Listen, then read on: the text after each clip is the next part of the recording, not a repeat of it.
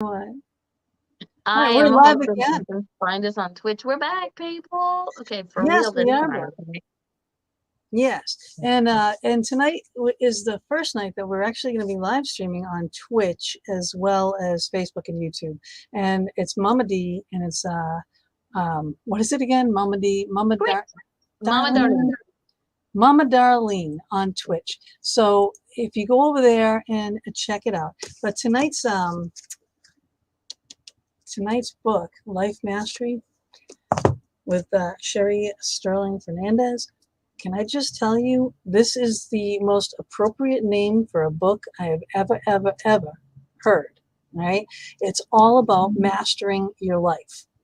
Everything is in there. You know, Mama, you and I, we both need this in our lives. This is the person that you want in your corner, not telling you like, you have to do this, you have to do that. She's egging you on, okay, but she We teaches you need that. We how need that. to do this yourself, you know, and in the book also is how to do it. It's not, well, you have to read the whole book and go somewhere else. It's all here. So that is the point of tonight's show. And you know as well, when I have a lot of tags in here and a lot of dog ears in there, and I have more writing in this book than any I've had in a long time. So you know it's a good book. It's a good book.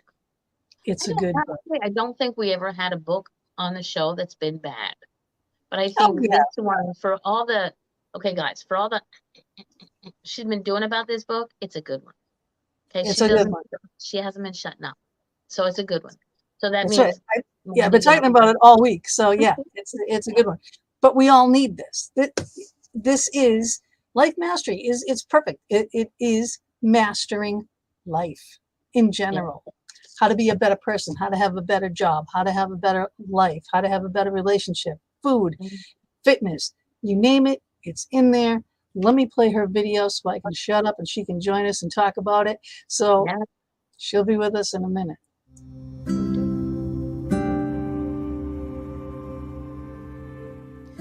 This week in the Fox Den with Gina B and Mama D, we welcome Sherry Stirling Fernandez.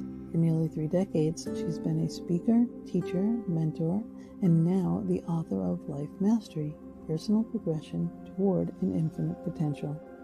Sherry and her husband Ken are a rags to riches story.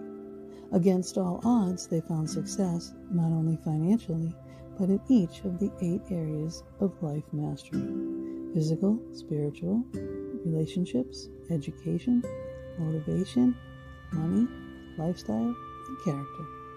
The Life Mastery Program is a result of their careful study of the principles of success and a lifetime of practicing those principles. What makes Sherry unique in her ability to teach personal development is the years of study and practice she invested to master the principles she now teaches. It all began in 2009 in the midst of the recession, when Sherry opened a boutique fitness, Fitmania, and a personal development business, Fit Life, that grew rapidly and transformed lives. Out of that emerged Sherry's Life Mastery training, the Life Mastery Mentoring Program, and Sherry's powerful new book, Life Mastery, Personal Progression Toward an Infinite Potential, which we will learn more about in the Fox Den. They all focus on achieving life mastery in all those 8 key areas. However, Sherry often observed that the people in the personal transformation programs leave excited and vowing to change, only to slip back into old habits without a practical, accountable way to implement that change. A solution to that is what Life Mastery brings to the discourse. Sherry maintains that a formula for life mastery is contentment plus progress equals happiness, striving continually towards your infinite potential. And she has the method to keep you in that sustained process of achieving, becoming, and celebrating. And we welcome you to the Fox Den.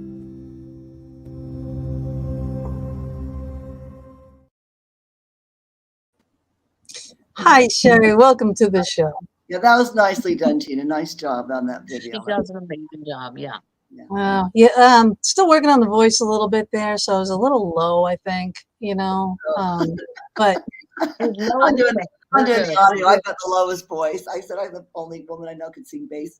And so I'm doing the audio of the book, right? And just finishing up. It should be available pretty soon. But the low voice thing just tortures me. I just listen to it. I think, oh, but anyway, I'm reading it anyway. So people just have to listen to my low voice, I guess.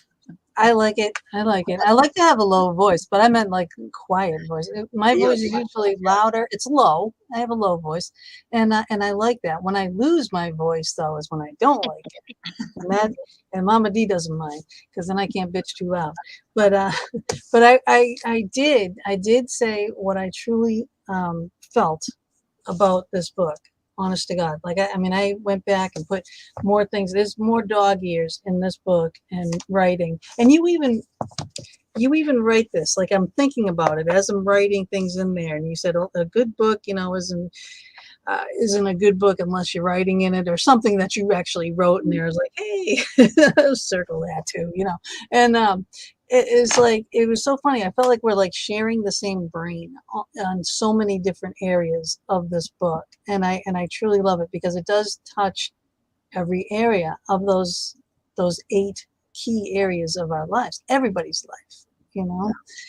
And you push people with just the right amount of pushing, you know what I mean? Not overly, not preaching, just this is the way it is. And I like that. Nice It's nudging. straightforward. Yeah, it's refreshing is what it is. And it's just wait a minute. It's nudging with a 2x4 because we all knew that. And Yes, I think it's okay because when I smack you with a 2x4, that's one thing. But when you nudge him with a 2x4, that's something else. I have a lot. This is one feedback I get a lot. Of course, the people who don't like me are not going to tell me this, but I have a lot of clients, and when I speak or teach things, often people will say, I like you because you tell it how it is. That they don't beat around the bush, just tell it how it is. And so if you like that kind of approach, then you'll like Life Mastery and working with me if somebody chose to do that. But if you don't like somebody who's to the point, if you want to be coddled and oh, it's okay if you don't do this, then this isn't the thing for you. Honestly, most people want you just to be telling the truth. I really feel like most people just tell me how it is, at least in this realm. If you're going to be working on yourself, people want to hear how it is, not in a mean way, of course, but just right. I said, one of my clients said my superpower is blunt. Blunt was my superpower. Blunt. That's okay. I like that one. I do not mind that. That's a good character trait. That is a good character trait. I do have a list of questions for you, but I'm going to jump right to the end, and I'm going to ask you, what is your favorite chapter in the book? Honestly, it's weird. I know it sounds weird, but my favorite one, as I was doing it, was probably the spiritual one. But actually, my favorite chapter is the one on character, because I don't think we talk enough about character. That's mine. Is that yours? And it was late in the game. I have 8 areas, but I used to have to do 7 areas not long ago. In fact, I started writing just before I started writing the book, or in that beginning process. I was working with some clients. I thought we had something missing. I had a couple of people that were working on being on time. Where do you put that? Which category? And it occurred to me that we need a character. I felt inspired. Character. For last, because I thought it contained all the other things I think character does. It's really all about. I really don't think you can do anything without having this. Yeah, right. If you do, it's like, for example, let's say you're working on your goal for your business, and you're trying to make some money, and you're trying to sell these things, and whatever. And so you're just anxious to make this business successful. And so maybe you want to cut some corners. Maybe you're tempted. But then over here, you're working on your character. So you're like, oh, no, I won't do that, because part of my character is I want to be honest, right? So having that character to balance, or maybe you're tempted to maybe lie in a relationship or even cheat, let's say. But then you remember, I'm trying to be this person. Right. Right. So that character is if you want respect, you want love in your life, you want a good working relationship, any relationship, friend relationship. Where does that come from? It comes from a good, strong character base. It really does. Even I'd say it's something like a commitment to yourself. Like, I may commit to myself, I'm going to eat a certain way. And then you're like, well, that looks pretty good. You're like, well, you know what? I'm working on my character and I don't want to cheat myself, right? And so I'm not going to do that. That's not who I want to be. So that character thing really permeates through all of it, because the bottom line with character is self-discipline, and the bottom line in all of it is self-discipline, right? To discipline yourself. Absolutely. And Tara just bringing this thing up. I need to read that for my entire life to get it right. And then she's laughing. But you know what? You do. You do. You know why you do? Because, like, yeah, we're living our lives. But you know what? You always need that someone that's going to push you to your full potential, because we have it in us. And she's always saying in the book, and we're like over and over and over again, that, you know, you can always do more. You can, how do you put it? Jeez, now I can't. Always do more than you think you can. There. So, more than you think you can. Right. So, and it is true. And sometimes we need to see that, hear that. But in this case, this motivated me in so many ways. I mean, so many ways that I actually am doing the things. Okay. There's a daily tracking sheet, right? I'm going to need more sheets, because this is just some stuff. You have daily, weekly, and monthly things, you know, and you X if you did it. You know, you can push yourself more. You can add things on there, or you can take things off of there. You know what I mean? Maybe it goes from daily to monthly, maybe, you know, whatever. But they're a great tool just to keep you motivated and keep you on the right track. You know, it could be for exercise, it could be for reading, it could be for work, it could be for your relationships, it could be anything at all. And again, all right, all in here on how you get to that point. So now, since I skipped to the end of the questions, I'm going to back up and go to the beginning and say, okay, why is this Life Mastery different than other books like in the same genre? I think there's 3 reasons for that. One is, a lot of people would teach you something, but maybe they're not practicing it themselves. So these are things that I learned on my own. I had to seek them out. I mean, other people taught me these things, right? Sometimes I just thought through it and realized that I practiced it for a really long time until I was successful at it. Not perfect, because we're always working on these things. Yeah. But until I was successful. And then I started to teach other people. We're having right now in our society this kind of gap between on the practice part, right? I learned something out of a book and I'm going to go teach everybody else how to live. And that doesn't work like that. So, you know, so I see this quote in the book, but it said, in theory, there's no difference between theory and practice, but in practice there is, right? It's different. So that's one thing, is I'm not teaching this from a theory. I've learned it. I've found people how to do it. So that's one thing. The other thing is, you mentioned it, there's actually the how-to part. Like, I was always so frustrated myself in trying to learn how to grow. And I really need to do some growth. If you read the book, you see how badly I needed that growth. But nobody, I could go get motivated, but nobody was telling me where to start. I just want to be like, so just tell me what to do first, right? So that's in the book, where to start at, and how you can actually apply the things.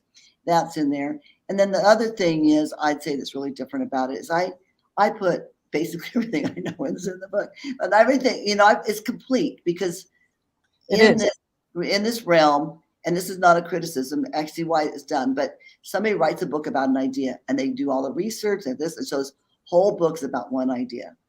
One reason they do that, because in 2 years they want to write another book. Another reason is because that's the idea that they're going to base their whole premise on, right? So sometimes you've noticed you read a book like that, about halfway through you think, okay, I got it, because it just gets beat to death, right? Well, if anything, I probably put too much in there, but the ideas are just distinct and complete. So everything I could think of that somebody would need to know, everything I would do in coaching, mentoring somebody one-on-one, is in the book, plus the story of how I learned it myself.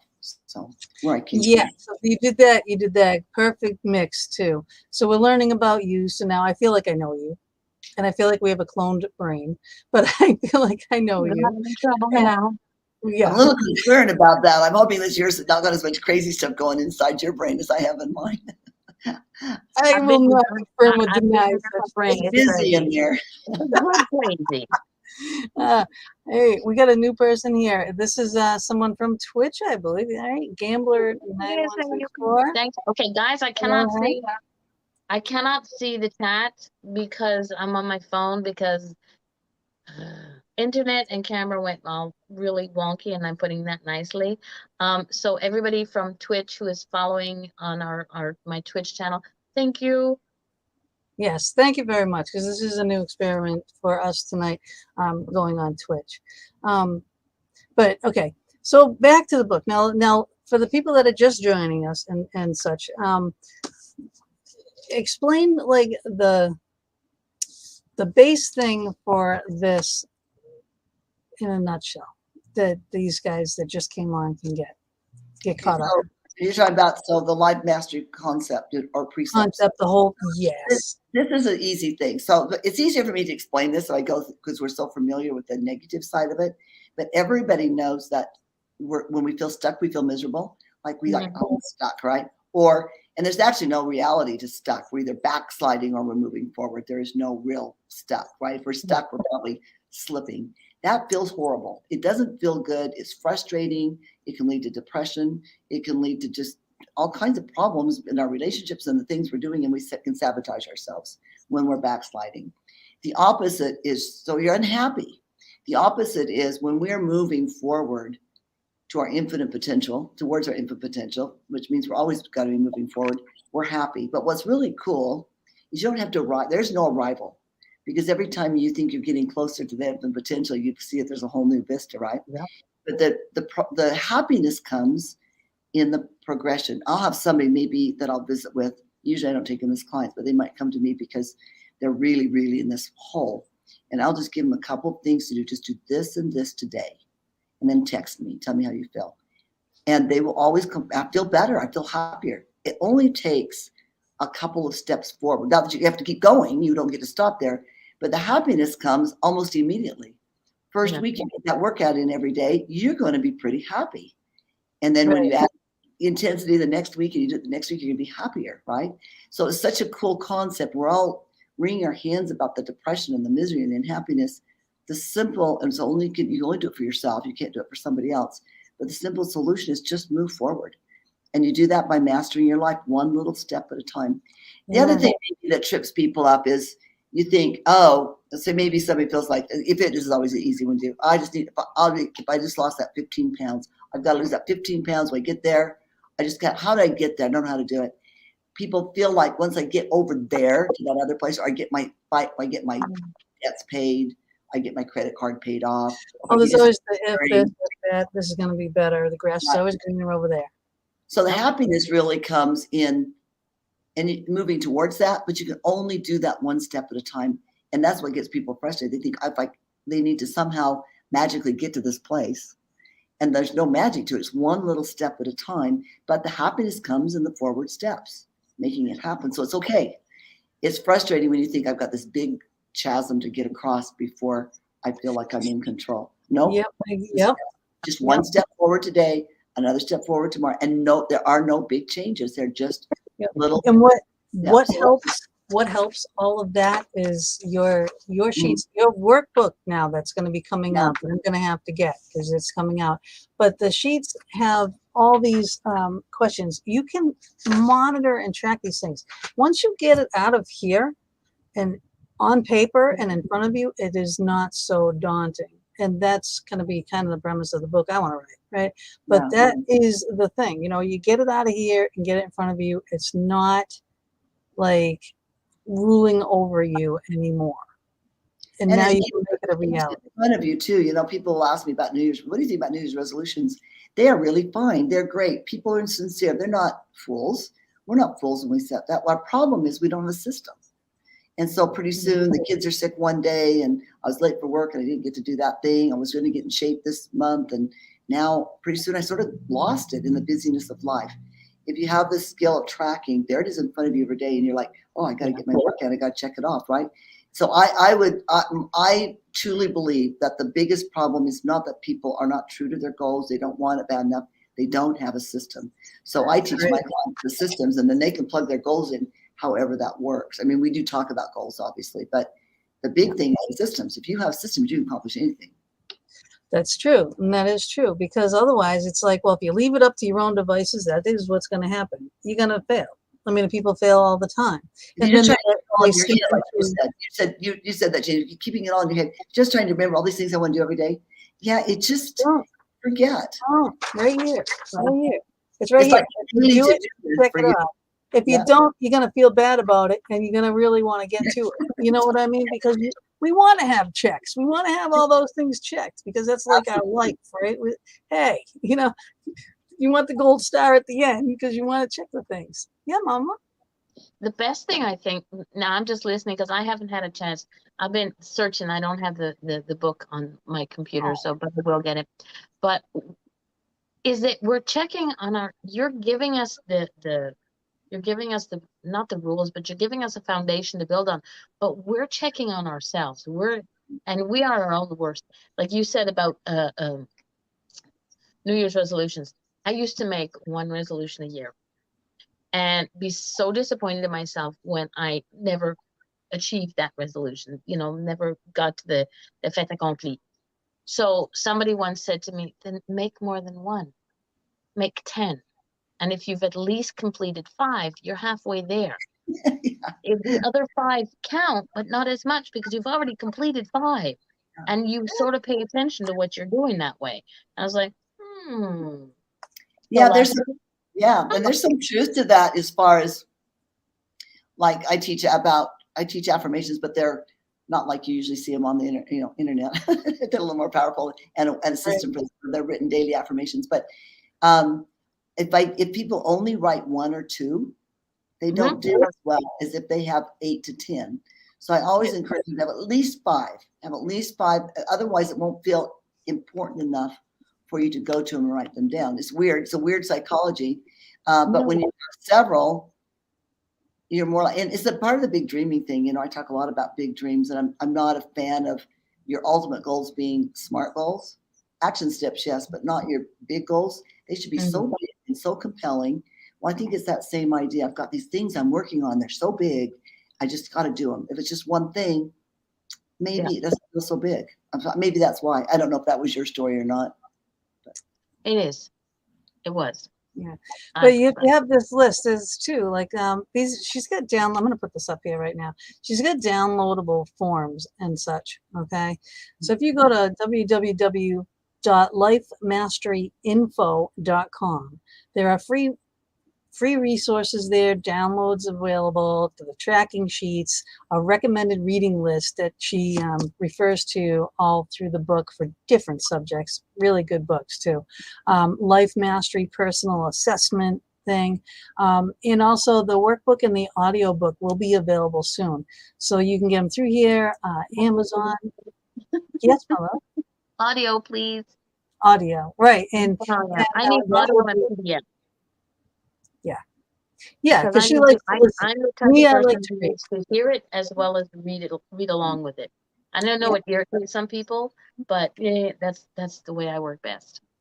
Personal development actually is, if I'm trying to really learn something, I probably need the actual copy of the book so that I can underline and really look at it with my, but if a lot of personal development, if it's not too deep, I don't think Life Mastery is actually more often consumed. And this has always been the story for forever, like for decades, by Audible. But some people learn differently. Sometimes I do this. I'll listen to it and they'll think, I like that well enough. I want to read it too, and I'll go back and read the book. So there's a good market. It's for personal development and daily motivation, especially if you already know the information. You just need to be reminded. I think audio is great too. I mean, I do a ton of audio. Yeah. See, I love having the book, and I always, like I said, I have books, right? I have to read a book a week for the show, but there are books I want to read just for myself. That's on my list here, on my my monthly thing. Try to read a book that I want to read, not just the one that I have to read for a show. Yes. But once in a while, I will get this one that will be over here, which is this little section that I have of books I like to keep on hand. It's not that little, Well, it's getting bigger. I'm going to have to do a second tier over here soon. But seriously, I do have so many pages marked and so many dog ears and things. But honestly, guys, I'm not kidding. This book is for everyone. It would be a great gift for your child. I have people buy it for somebody buy it and then give it to all their kids. I don't know if their kids are going to read it, and I mean, like, usually they're teenagers or adults, but I don't know that their kids are going to be excited about it. Mom and Dad, here, read this. Yeah, Mama, guess how many kids she has? She can't have more than me, so I'll say 3. I have 6 children. Yeah. 6. I have 6. And look at, and she's fit as wait a a minute, fiddle. she don't have a gray hair on her head. I know, isn't that crazy? It's because she mastered her life and she's happy and she's content. And also that's all in here too, is like relationship things, and she's got men down solid.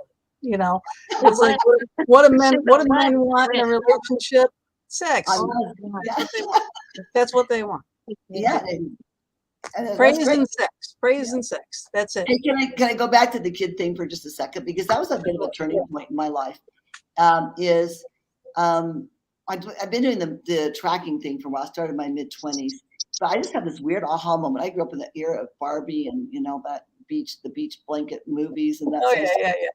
I realized I'm almost 30 and I'm still waiting to grow up and look like Barbie. It's like, that's not going to work out. So I always thought you could have it all. I said, I want to have my family.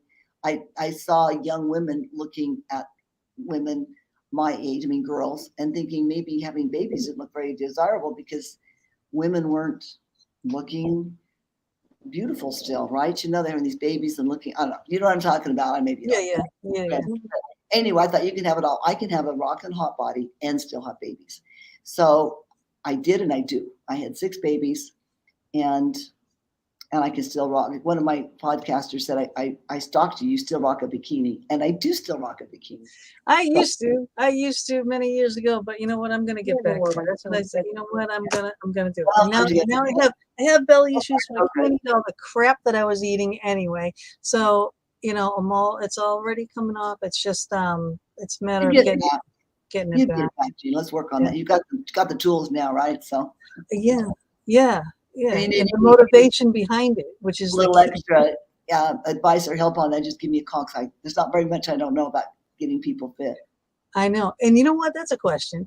Did you find it easy, or, was it like a natural progression to go from being like a coach for fitness to translate into that being a mentor to people in their lives? That's a good question. And people typically think that that's what happened. But actually, I had been teaching and speaking on a lot of these topics for a lot of years before I opened the fitness business. And I opened the fitness business so that I would have a platform to teach not only what I had learned about fitness, which was so simple. There's so much junk out there. Everything's like, I do all these hard things. And I realized the simplicity, because I had to deal. I had my own. It didn't come instantly. I mean, I worked hard, and I did a lot of stupid things before I figured it out. I was supposed to. Yeah, me too. We all did that. Yeah, right. But I lost my train of thought right there. You were teaching all these things before. So I wanted to teach fitness my way, because I didn't want to have to be forced to sell something I didn't believe in. But I also had an opportunity. So I had my own platform to teach some of the other things I knew. So we would hold classes. We would offer opportunities, because when people started getting fit, even before, they wanted to see what else they could do. So we would have programs on finances. We'd have programs on marriage and relationships. We'd have programs on hormones. I did a lot of those kind of educational things. And then people would find their way into the Fit Life program. And I do one-on-one, which paid better than the gym anyway. So I kind of needed that to pay the bills. So that's how that sort of happened. So I wasn't doing formal coaching. That did come out of Fitmania. But I've been speaking on these topics I've probably been speaking on marriage for probably 25 years. So a long time. Wow. Because you have a fabulous relationship. From when you first met him, he went through everything with you. Yeah. Really. Well, I tell this story too in the book, if you remember, but I had the first baby before we got married, and he was not the biological father, but I thought, I need the stability for my child. And I thought, if I'm going to do this miserable thing called marriage, I'm going to have the best marriage possible. And I really think, I don't look around and see any marriages that I think ever that are even as good or better than mine. I know it sounds a little bit arrogant, but really, truly, We're just No, it's not. People give up so easily nowadays, and it's just Oh like God. everything. We live in a disposable world, and people dispose of everything. So they dispose of their relationships, they dispose of their children, they dispose of everything. It's like if it doesn't suit you in one little time frame, get rid of it, as opposed to, hey, let's work on this. Yeah, and unlike that, because nothing is the self-absorption, I think, in our society. Like, oh, I am not having all my needs met. Well, boo-hoo. His job isn't to make sure all your needs are met, right? That's Right. not your spouse's job. And then we don't always, and I mentioned this in the book, we don't always acknowledge how we are loved. We like, if I'm not loved a certain way, I'm not loved. Well, if you married somebody who loves this way until they learn some more ways, you just need to recognize the way they do love you. Now, I'm not making excuses for abuse and that kind of thing. Of course, that's a deal breaker. But you're married to a good person. Give them the space to grow. And yeah, you did also say, like along those lines, a story about like your dad, when you had called him to come pick up the kids because you were on your way to have a kid, and he said no, and you got upset, which everybody would in their right mind. But then you reflected on it later and said, well, wait a minute, he's a drinker, he's probably already had some drinks, and you understood why, as opposed to holding that grudge, holding that first initial thought. And this is what people don't do. They don't carry that thought out, they just assume. And you can't that really was, you know what, I told that story for almost 30 years. I said, here's a story about my dad. There's a day that he would pick up my kids, right? I told that story a lot. Like my dad, my parents, which my parents were not going to win any parental awards. Okay. But still, he did love me, and I didn't let in the way he did love me. But so it's like 30 years later, fortunately, it was before he died. I realized the truth of that. I thought, why can't you keep telling this story? Right? What would be the reason for that? And then I had that aha moment. I thought, all that time I wasted telling that stupid story, when what I might have said is, my dad would never drive with kids after he'd been drinking with kids in the car. I might have told that story, but in respect and honor of him. My dad would never do that. But instead I said, my dad's a jerk. He would pick up my kids on Christmas. Right, exactly. And that's, people would go to that. That would be the go-to normal response. It really I should have done that 30 years earlier, Gina, but I didn't know any better. It's the right time. My story too. I kept liking my story, enjoying telling the story. Apparently got something out of that. I don't know. But so yeah, people, I think the point is people love you the way that they love you. And then we just have to recognize what that looks like so we can appreciate it. I think a lot of marriages and other relationships go south because we think, well, they don't really love me, or they do this. They'd love me like this. This is what I need. Well, meanwhile, they're knocking themselves out, showing that they love you the way that they show love. Now, as we develop, we should both give and recognize all the love languages. But that takes time and maturity. So in the meantime, if we just kind of keep them slack. Right. And, you got to keep in mind, like the end goal. You know what I mean? If you want to have a happy life, that's your end goal, right? Yeah. So if you have to do these steps in the meantime, or even if you have to go to counseling, if you need a little help, I mean, hey, there's no shame in it. Sure. And do that. Talk through it. Talk therapy is a great thing. Just get the right person, please. But But I get asked this question, so maybe I hope I'm not jumping ahead, Gina, but I get asked the question, like, what's my one parting advice at the end of interviews? I get asked the question a lot. And that fits in really good here. And I say this: if you're not happy with your relationships, if you're not happy with the political climate, if you support this cause or that cause, whatever it is that you're unhappy with in the world, the answer is always the same. That's that you work on you. So if you don't really love your relationship, assuming you're not being really abused, like there's a lot of people claiming abuse when it's just people being people. But if you're really abused or you're really, hurt in some physical way, then that's different. But if you're married to a decent person, then just work on yourself, and they'll respond to that as long as it's genuine and sincere. You sincerely work on you. So many times I'd be mad about this or that, and then I think, with a little time, I think, I wonder if I do that too. And usually the answer is yeah. Because I'll see reflection of how like I used to be in my daughter, and how I can still get when I stir it up with my daughter. You know what I mean? One of my daughters, and it's just like, wow, and I'm always saying this too. People like to do this more than they like to do this in the mirror. You know what I mean? You can't go like this in the mirror.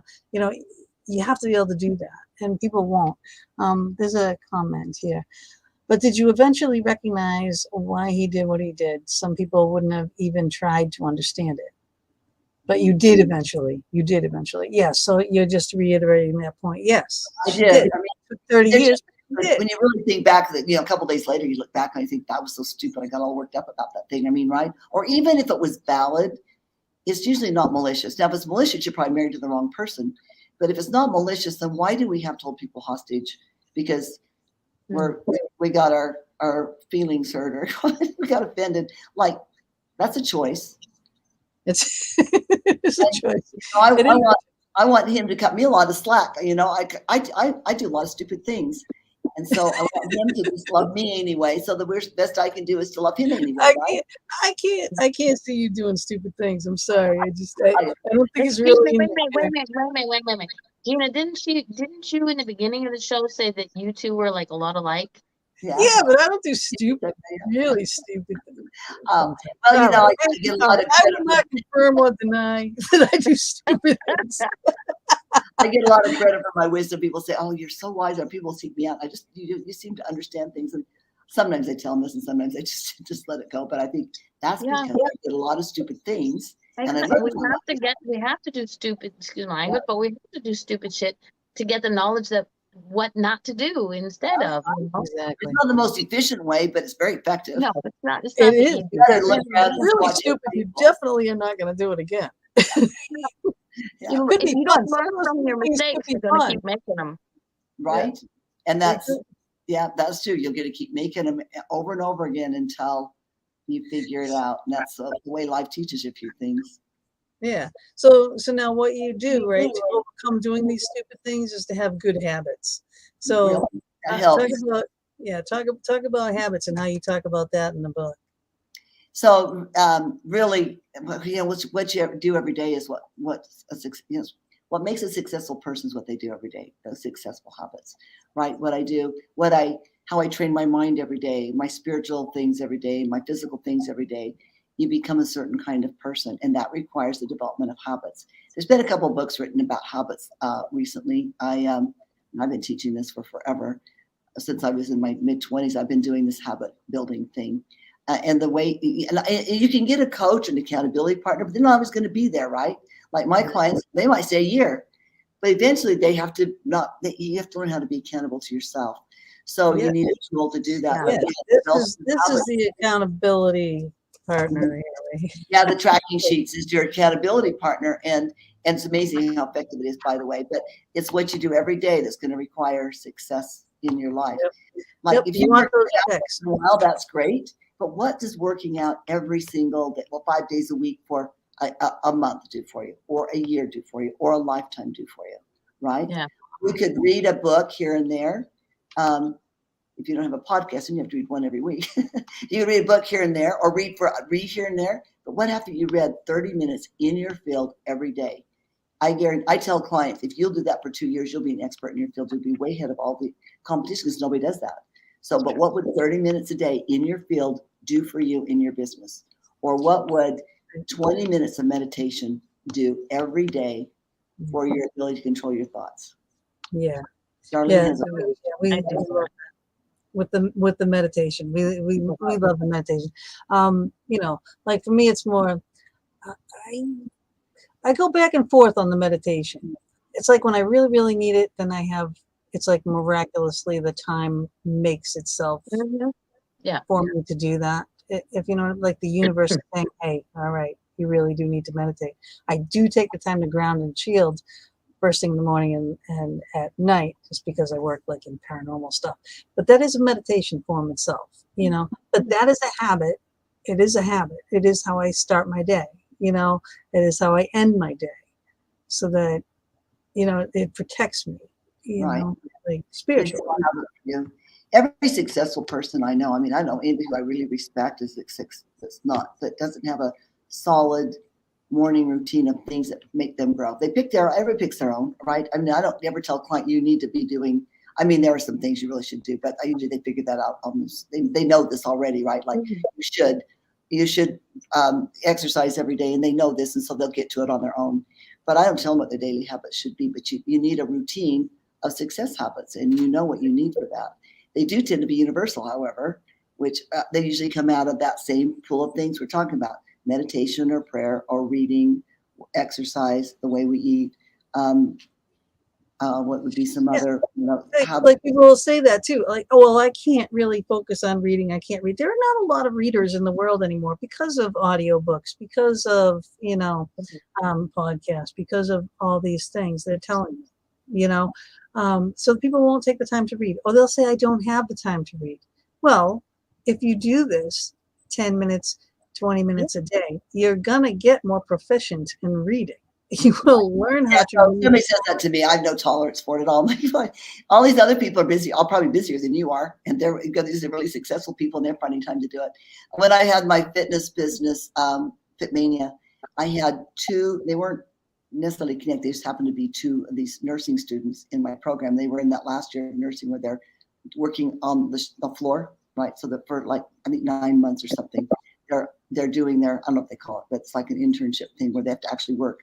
And they're working shift work, and they're being these nurses, and they have school, and they have jobs. Both those people never missed a workout. Now talk about and they have to work. They've got to go to school. They're not getting paid for what they're doing, their intern thing, and they still never miss a workout. You can do anything if you make up your mind to it. And like you said, if reading's a problem, you just keep doing it. My husband is not naturally a very good reader, particularly, but he reads a ton, and he's a very well-read person. And of course, he's got much more proficient. His vocabulary's improved over the years. It wasn't a strong suit for him, but now he's like, because he's every day he reads, and he reads for, I think he's got an hour. I think is what he does. He reads for an hour every day. He's got another he reads, and he does it every day. And so guess what? You talk to him about books. Just imagine all the books that he's read, right? He's I'm like it's like the tortoise and the hare. I'm like the hare. I read a whole bunch, and then I just get a little read this day, and then a whole bunch the next day. I'm like all over the place. But he's well read, just methodical. He just made the habit. Because you even put in there about like fiction. I don't really read a lot of fiction. I like fiction, and that's what I watch is like sci-fi, horror, sci-fi, things like that, because I do think it sparks your imagination. It's like, well, these are the potentials. These are the things that could be. These are, like the Star Trek things. When we were kids, Star Trek. There's our future, Space 1999, or whatever the heck it was, right? There's our future, and lo and behold, there's our future, right? And we're traveling to space. But Walt Disney, that's it, all future. So yeah, I can see the point on reading fiction. You've read Darian's books. Yes, Darian's book right there. There's a whole dragon series. Unbelievable. Darian Relier is amazing, an amazing author. Her brain, her mind, her world. She is wow, just wow. People can do something. There are some people so amazing. Sometimes people can do such amazing things. I just never cease to marvel at the amazing things that people can do and come up with. And how did you invent? We saw the movie. I'm not a big TV person or movie person nowadays, but we did go see that movie, Everything Everywhere All at Once. And I kept thinking, how do people come up with all this stuff? For me, it was not till the end. I'm like, Ken really never did like it, but I thought, this is interesting. My son really liked it, and that's why we went, and I wanted to see what he liked about it. But in the end, I was like, oh yeah, this is a book about moms. This is about moms. I was going to cry at the end. I'm like, but the rest of it was so weird that what brain comes up with all these things? I can't even imagine how you think about this stuff. So anyway, I'm not recommending the movie. I just thought it was interesting how creative people can be.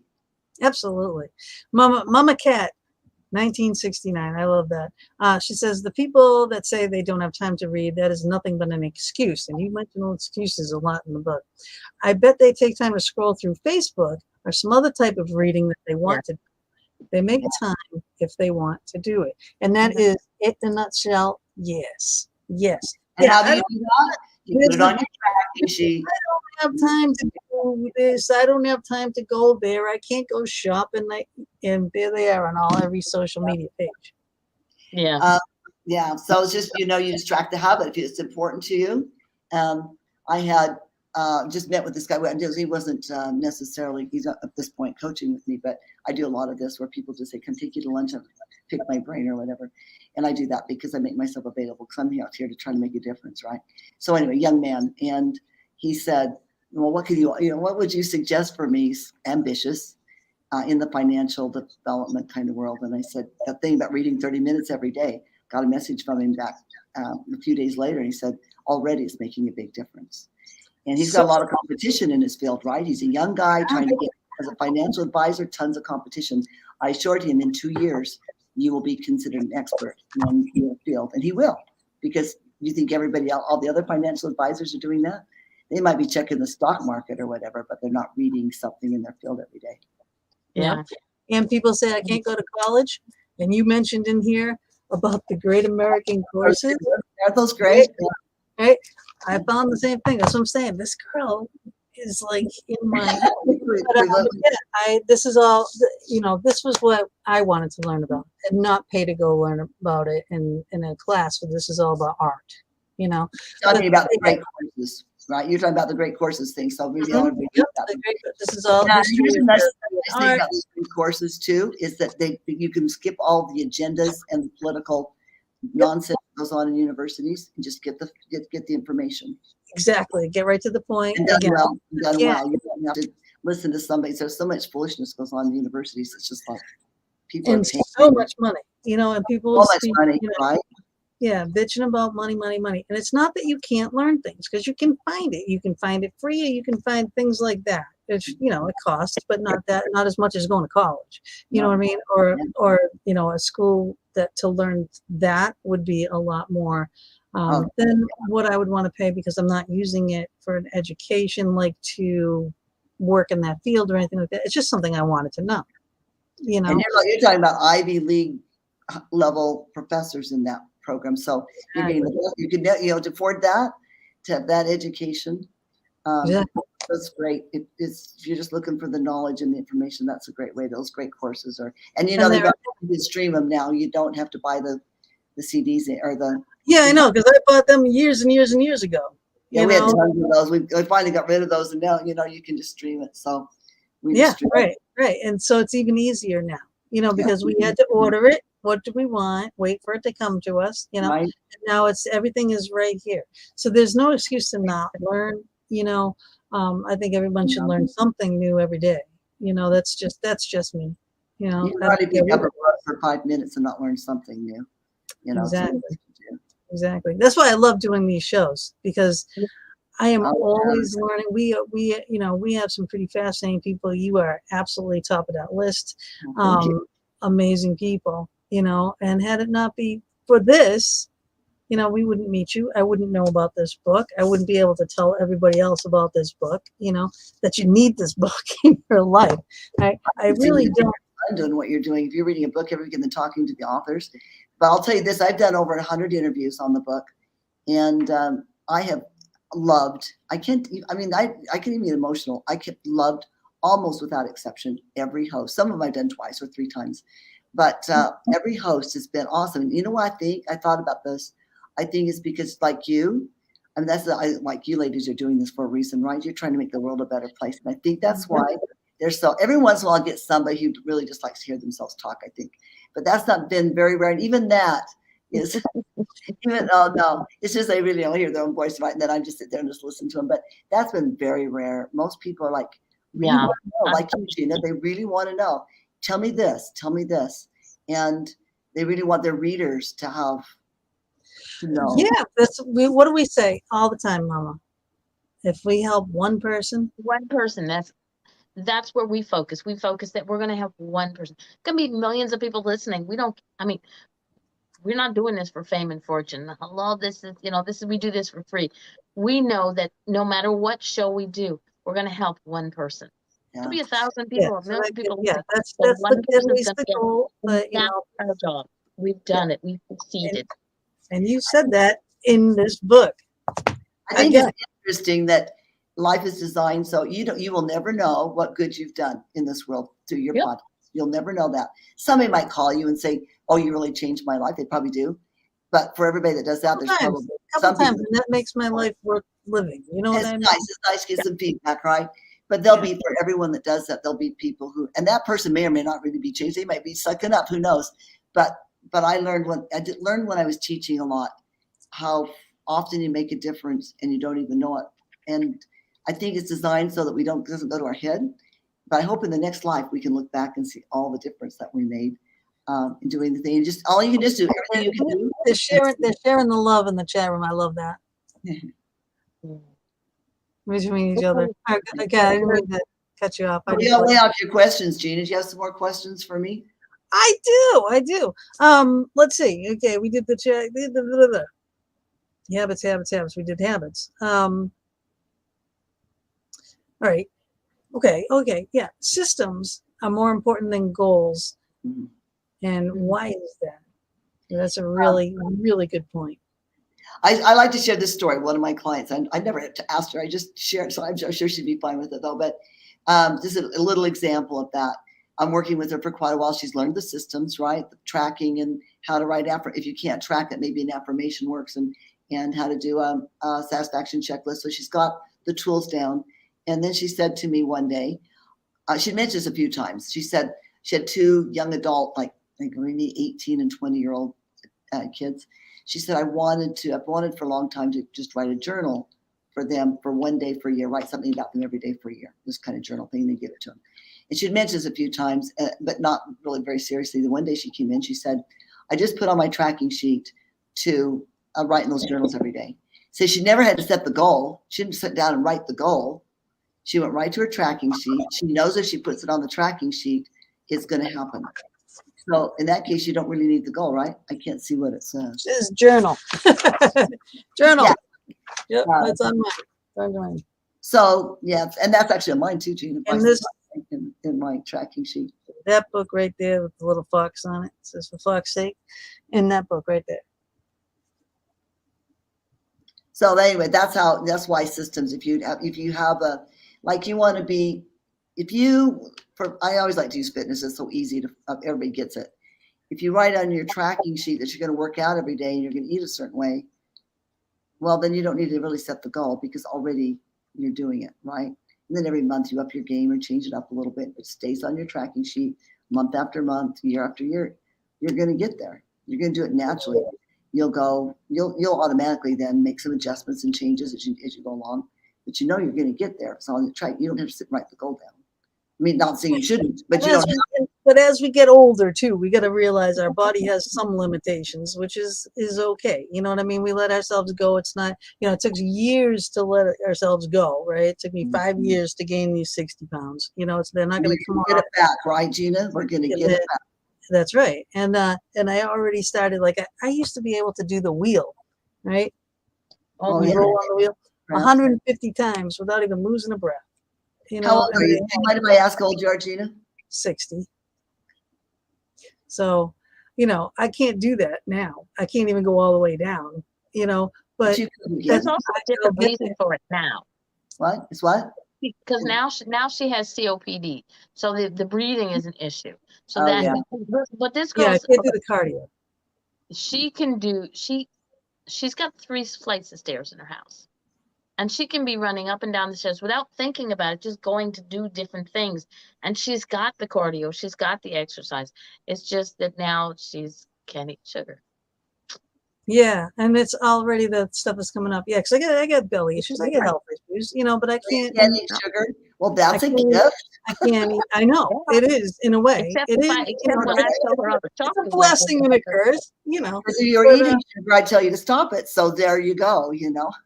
Yeah. So, and I mean, no dairy, but no nuts, which I like. No What's seeds. The last thing you said? No what? No nuts? No nuts, no seeds, no grains, so many things. No red meat, which is I have bangs, and I love red meat, and I can't eat it. I'd be bummed if I had to give up my red meat. Yeah, and I still make it. I make it for Bob. I made him steaks a couple times, and I sat there, and it's I just kind of get that little taste, and be like the fangs start growing. So COPD, how did you manage? You weren't a, I assume you don't want to smoke. That what happened was this, right? When I was younger, I was a smoker and a very heavy smoker, but I quit when I was 28, and apparently this, I have COPD and emphysema, and it came out because I got COVID. So COVID just exasperated it and put it forth, and made it come out now. Otherwise, my doctor said, yeah, it was in there. It probably wouldn't have come out until you were in your 90s. But, now I have it. So I have to deal with it, But I got Trelegy. I had to fight to get it. And Trelegy is like, it's like a Cadillac of all inhalers, So I do that first thing in the morning. And I really, unless I'm really exerting myself, or if it's really like humid, I might have to do the rescue inhaler. So in really, I mean, I can get very dizzy if I do too much like cardio. My lips, they kicked me out. I was going to the kickboxing gym because I'm a very physical person. And that's like something that intrigued me and I wanted to do it. But my lips turned blue because they had us running around the thing. I could do all the punching and the kicking and everything else was great.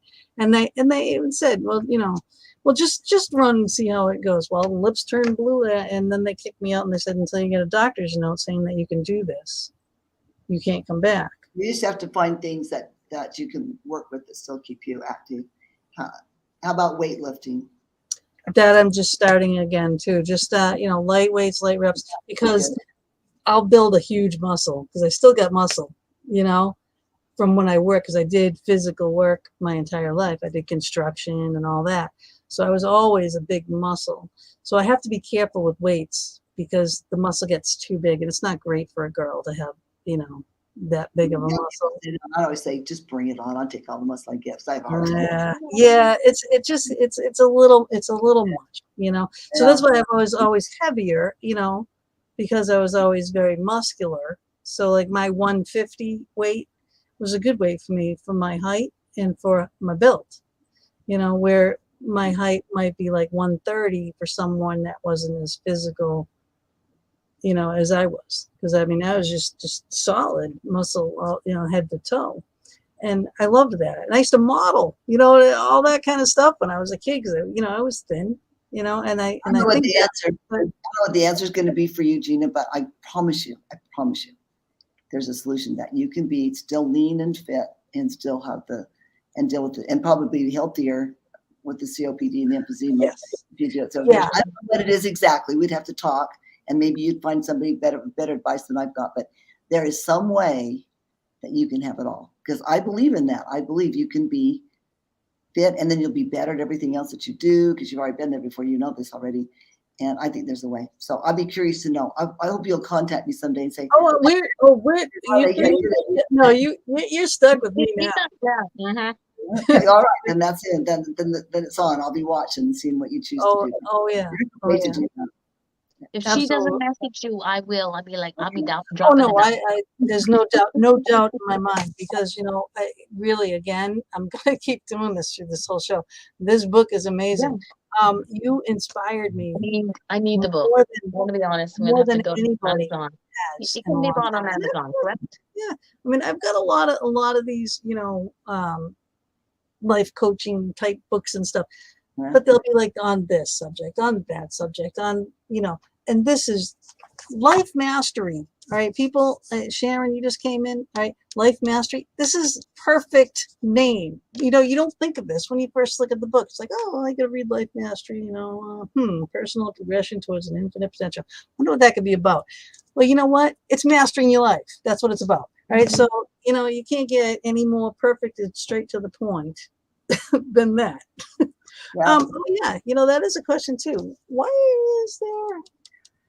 Yeah, that's and I knew it looked more like a pine cone, but I thought it was pretty. I thought the book was pretty, but it's redwood. Can I tell a story? Remember I told a story about the redwood cone? Yes. And so the redwood cone is only like about this big. Actually, usually I have some. I don't have some sitting here, but I wish I had one. But they're just about this big. But they have the potential to be the biggest tree. I mean, these things are not even even close to another tree, right? There's nothing even close to it. in its potential. And that's why I think I like that metaphor for humans. We're like that. We're just this little seed, and most of us aren't even going to break out of the ground. But we have the potential to just be something so amazing and awe-inspiring. If you've ever stood at the foot of those trees, I mean, they're just awe-inspiring. And I have not yet, but man, I do want to. They go driving through them and everything else. It's just, I mean, I guess it's like a sacred experience. You stand at those trees, and it's like a lot like standing on a cliff by the ocean and watching the tide come in. You're like, oh, that's so incredible. It's a lot like that, I think. Oh, I gotta send a theme of the show link. So, keep talking.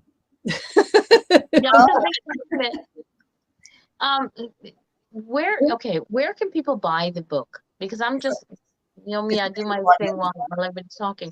It's not on Amazon.ca. So is it on Amazon? Amazon. Yeah.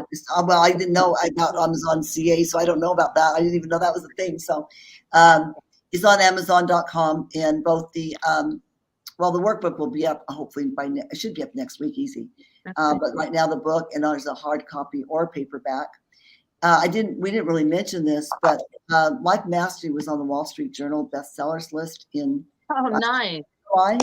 And it was number 3. I always forget to say that, which it was there's the top 20, right? And I was number 3 for that week. So that's pretty good. And also I was number 1 on a couple of different categories in Amazon. I got up to I just slightly beat James Clear's book, Atomic Habits, for like 1 or 2 days. So I was pretty pleased with that on Amazon. Nice. But I did get number 1 in a couple of categories, but it wasn't self-help, which is unfortunate. I got up to 18th on that. So we've done very well that way. And the reviews are good. I'd be lying if I said I've sold a million of them. I wish I had, but we've sold a lot, and it's doing well. I think it's been well received. It should be. I mean, it deserves to be number 1. Mama Cat says, Gina, self-love is a very hard thing to acquire, but it would benefit you to self-affirm every morning that you are still a beautiful woman, and age and life just seasoned your flavors. I love that. She's got my cat. I know. I love her. All right. So at this point, because now that Athena has the link, she is here. That must mean we're at a 9 o'clock time. But yeah, okay. Right. So somebody was late because somebody didn't have the link. We won't say who. You know what? I'm going to have to look back in our chat because I think I did. We just talked too much now. I disappeared. Exactly. That's what happened. Okay. All right. So I'm going to play Athena's little intro. She'll be with all of you to share about this sunstone. This will be our stone of the week. And isn't she beautiful? Yeah. So she'll be with you.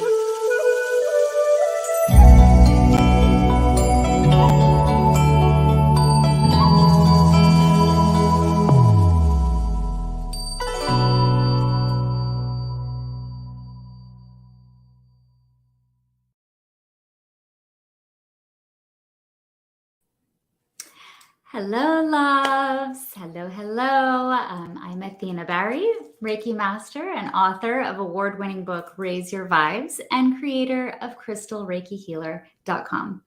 And I'm so grateful to be back here for another week on the Fox Den Show with our Crystal of the Week. And now I have the link, which is even more fabulous. So let's dive in. For this week's show, I really felt called to the energy of sunstone. Sunstone brings in, it's so incredible. It brings in this flow of solar energy, unlike any other crystal. And it really lights up your being, kind of like a new dawn, right? Giving you that much needed ray of sunshine, as it will for a sleeping plant. This crystal ushers in a feeling of joy, strength and leadership, motivation, and allows you to shine that golden light onto others as though it's like it's emanating out of your pores. Aligning with the energy of sunstone allows your inner glow to shine through into everything you do and activates our solar plexus and our sacral chakras. Now, sunstone emanates this energy really that's needed to refill your cup, recharge your battery, and get back to a mindset that you can accomplish anything. I mean, when you have that energy, it's like you are go, go, go. So talk about motivation. Sunstone is fabulous. Likewise, for relationships, whether it's personal or professional, sunstone renews a sense of joy to life, especially in the daily interactions that you have with others. And it activates our yang energy, right, within. So this is our masculine energy, and it works in a way that it balances your yin. So if you're a little low on the yin or a little high on the yang, it helps to balance those out. Just as we talk about divine feminine and divine masculine, it works especially well too with, especially when you're working with moonstone, again, creating that balance of that yin yang energy. Sunstone is also wonderful for shedding light and revealing our ego-based desires or motivations so that we can kind of step back, get a new perspective from this ego, especially important when it comes to, I guess all relationships, right? Business, personal, friendships, everything, all of these alike. But it allows us to kind of set the ego aside while also revealing the true motivations or the true intentions of those that you're interacting with as well as our own. So if you've ever been, or you ever happen to be worried that someone is, maybe being a little dishonest with you, keeping a piece of sunstone close to you will help bring this either honesty or dishonesty to light. When it comes to leadership and that strength to, motivate yourself and move forward, sunstone acts in a way that you are able to place yourself into the service of others rather than the opposite as we do so often, where we're, that ego is insisting that others be in service to us, which of course, as most of us know, that ultimately leads to conflict.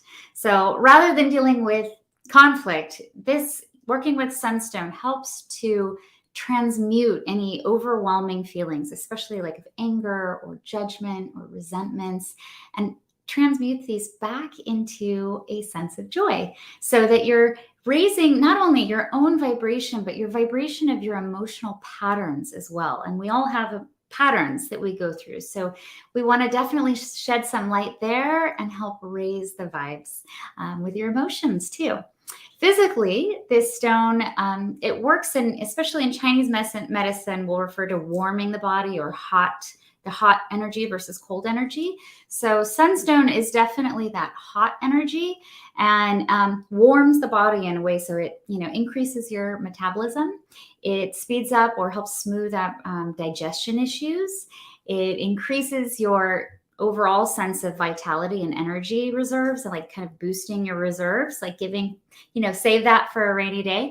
It also works very well to balance your endocrine system and helps with reproductive problems that usually are related, not usually, but in this case, usually related to our hormonal imbalances. So fantastic for PMS, menopause, and of course, anybody, if you're going through that baby fever time, this one is really excellent to just kind of like balance all those out. Most pieces of sunstone are found in places like India, Canada, Norway, Russia, and the US, although they've also recently found, and when I say recent, this is like in the last 20 years, which according to Crystal Age, that's like super recent. So in recent times, they have also found deposits in Africa as well. So ways that you can use this stone, right?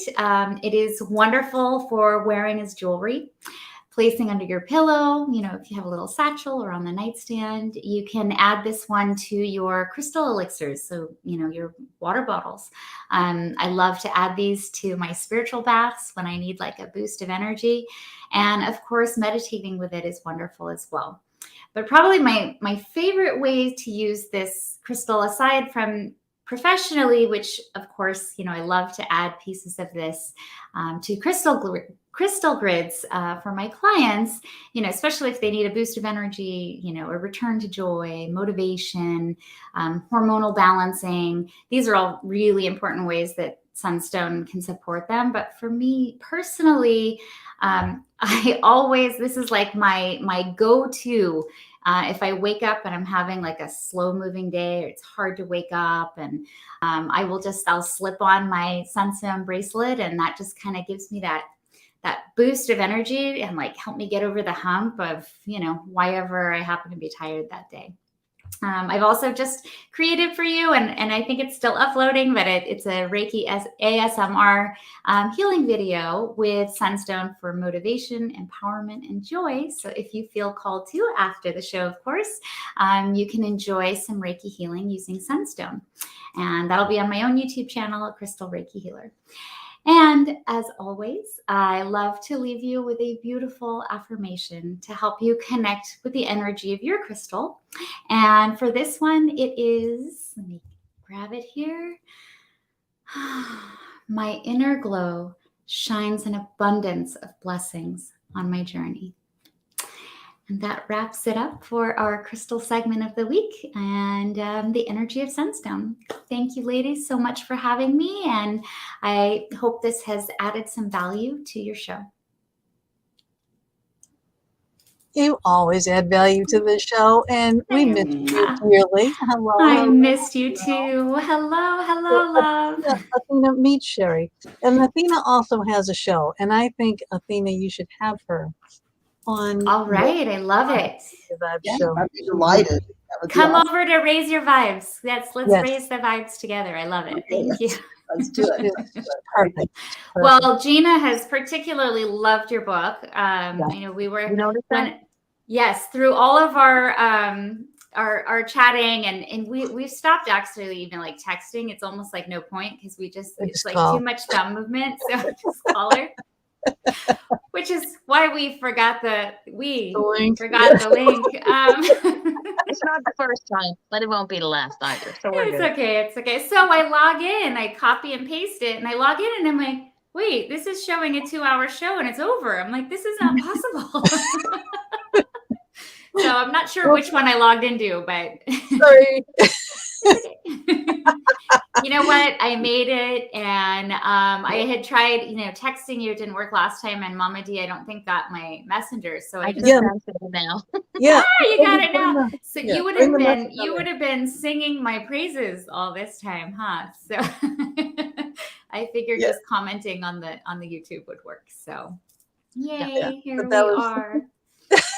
But yes, anyway, my point was we're having this long conversation. I always get away from myself. And we're talking about all these different things. And she kept raving about your book and how fantastic it is. And I was like, wow, that's so great. I can't wait to show up. Yeah, I hadn't finished it yet. It was right before I read the chapter actually on character, and that is my ultimate favorite. So I was like, oh man, Athena would really love this, and because, I feel like this is you, this is me, this is Mama D, this is absolutely Sherry. You know what I mean? This is all of us here. That really spoke to me.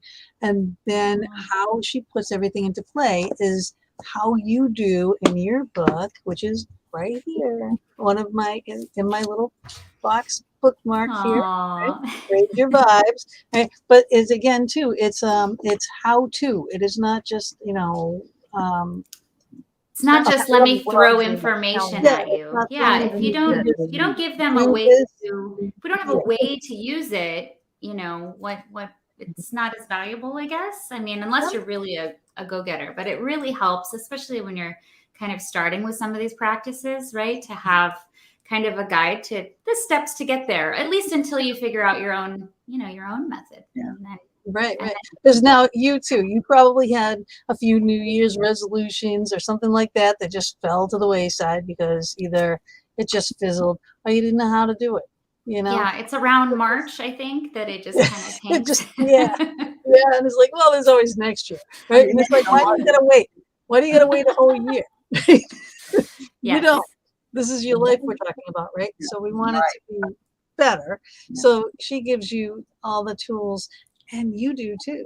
So the combination of the two books for more for the spirituality and everything like that. But you do talk about spirituality in your book. You covered that. That's one of your eight areas of life mastery. I mean, it is the spiritual aspect. It's hugely important, And I love it. And I saw similarities there. I mean, similarities in terms of life circumstances, I guess. Like mine, I kind of came from a place of like pain. And then I was reading, like, at least I don't have the book, but I have like your, like the summary and, the place that you came from, and the struggle and the hardships and all of this. And I just thought, wow, yeah, like you have emotional hardships, financial hardships. I have like pain and I can't get it out of my head. And we literally, I mean, it's so incredible. Like we took our power back and just decided, no, I'm not going to live like this. There has to be a better way. So thank you for sharing that story and, helping to motivate others that, even they, no matter how dire the circumstance, they can take their power back too. Yeah. Absolutely. So thank you. It's nice to meet you, and we'll have to talk more. Yes. I look forward to it. Yeah. Oh, definitely. You should have 100%. I'd say like, out of the people that I've talked to you about. Yes. I'm there. The world. Like, wait a minute. Like, where did I go? I feel like I'm out of sync right now. I'm like up here now. I know you're in Mama D's spot. Mama D's playing tricks with us. It wasn't me, okay? Definitely over there. I just clicked in order of moving pink. I thought it was. It doesn't matter. I love it. Oh, and Mama D, so good to see you. I missed you too. I haven't seen you. We've been off for a couple weeks. Yeah. My fault. Health issues, testing. It's not your fault. And I'm glad you attempted to rest. She didn't take care of herself. I did take care of myself. I took the time off. I did it. Athena, do you believe her? I mean, she took the time off. So did a couple jobs. Rested herself. She might have completely redone some doors and windows in that time of resting. For a wedding. But that's her version of self-care. So I mean, who am I to judge? And just for an FYI, one of the ladies in my Twitch chat found it on Amazon.ca. Now I'm going to be ordering it. Oh, good. That's good. Hey. When did you say I learned something. It wasn't Amazon.ca. I didn't even know there was one of those. I just figured Amazon was Amazon all over the world. So I did too. I'm in Canada and we get all screwy. When it crosses the border, it kind of goes, excuse me? Let me read it. How much stuff gets lost getting across the border over here? It's just... Right. And it's expensive to ship to Canada. I'm like, California. Even Amazon at least gives me at least $10 extra if I ordered it from the US to come to Canada. And then the difference in the money, and then in the border, and then if it's not in French, and it's like, oh wow, it's crazy. Yeah, we special up here.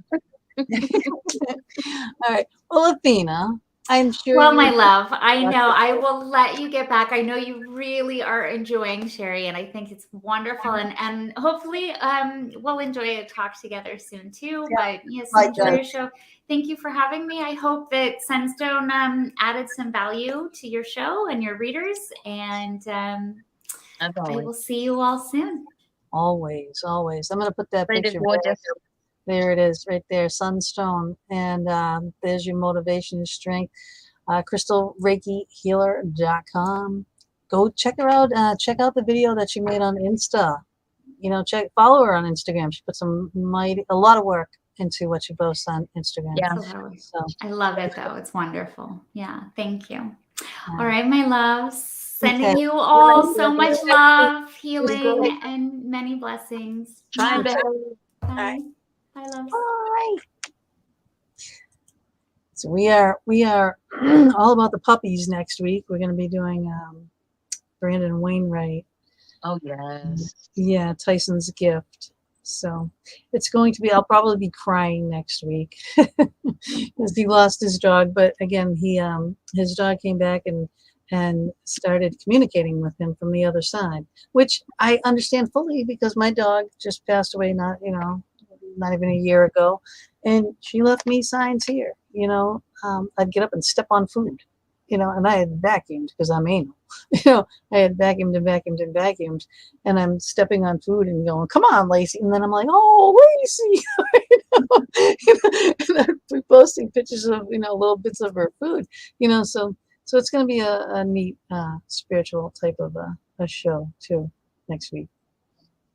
But getting back to this week and how she was talking about a lot of things with that stone. I don't know if you ever worked with crystals or anything like that, but I love them. I think they add a lot of value. It could be a motivational factor. I mean, it's a spiritual thing. It's a personal thing, but it's something that hey, we all need to learn things, right? Mhm. Yeah, it's always the world is full and lots of things in it to learn. And the thing is, learning it doesn't always mean that's going to be the be all and end all for us. You can No. learn something new and realize it's not for you, but it was an interesting concept in the moment of something else to, you just sort of file that away in that little file drawer. Yeah. And Eventually if someone comes in for fitness and says, I need a little boost of something, you know what? Call Athena and say, hey, what do I need for a stone, that I can have them hold, they can put in their little bra and they can use it for workout, and it can clean toxins out of your system. It can do all kinds of things. So, it's worth looking into, But I think you two would have a fabulous show. I think you two would get along great. Yeah. She's really smart. She's really with it. And she wants to help people like we do. And she's real pretty. That doesn't hurt either. She's gorgeous. She's gorgeous. Her Yeah. genes are amazing. Yeah, she's from Hollywood dynasty, yeah, so she's got that in the family. Who is it? Jean Harlow? Is it Rita Hayworth? Rita Hayworth is her aunt. So she was an actress, but she did have a bad accident. She did break her back. There's a lot that she went through, but she's down to earth just like us.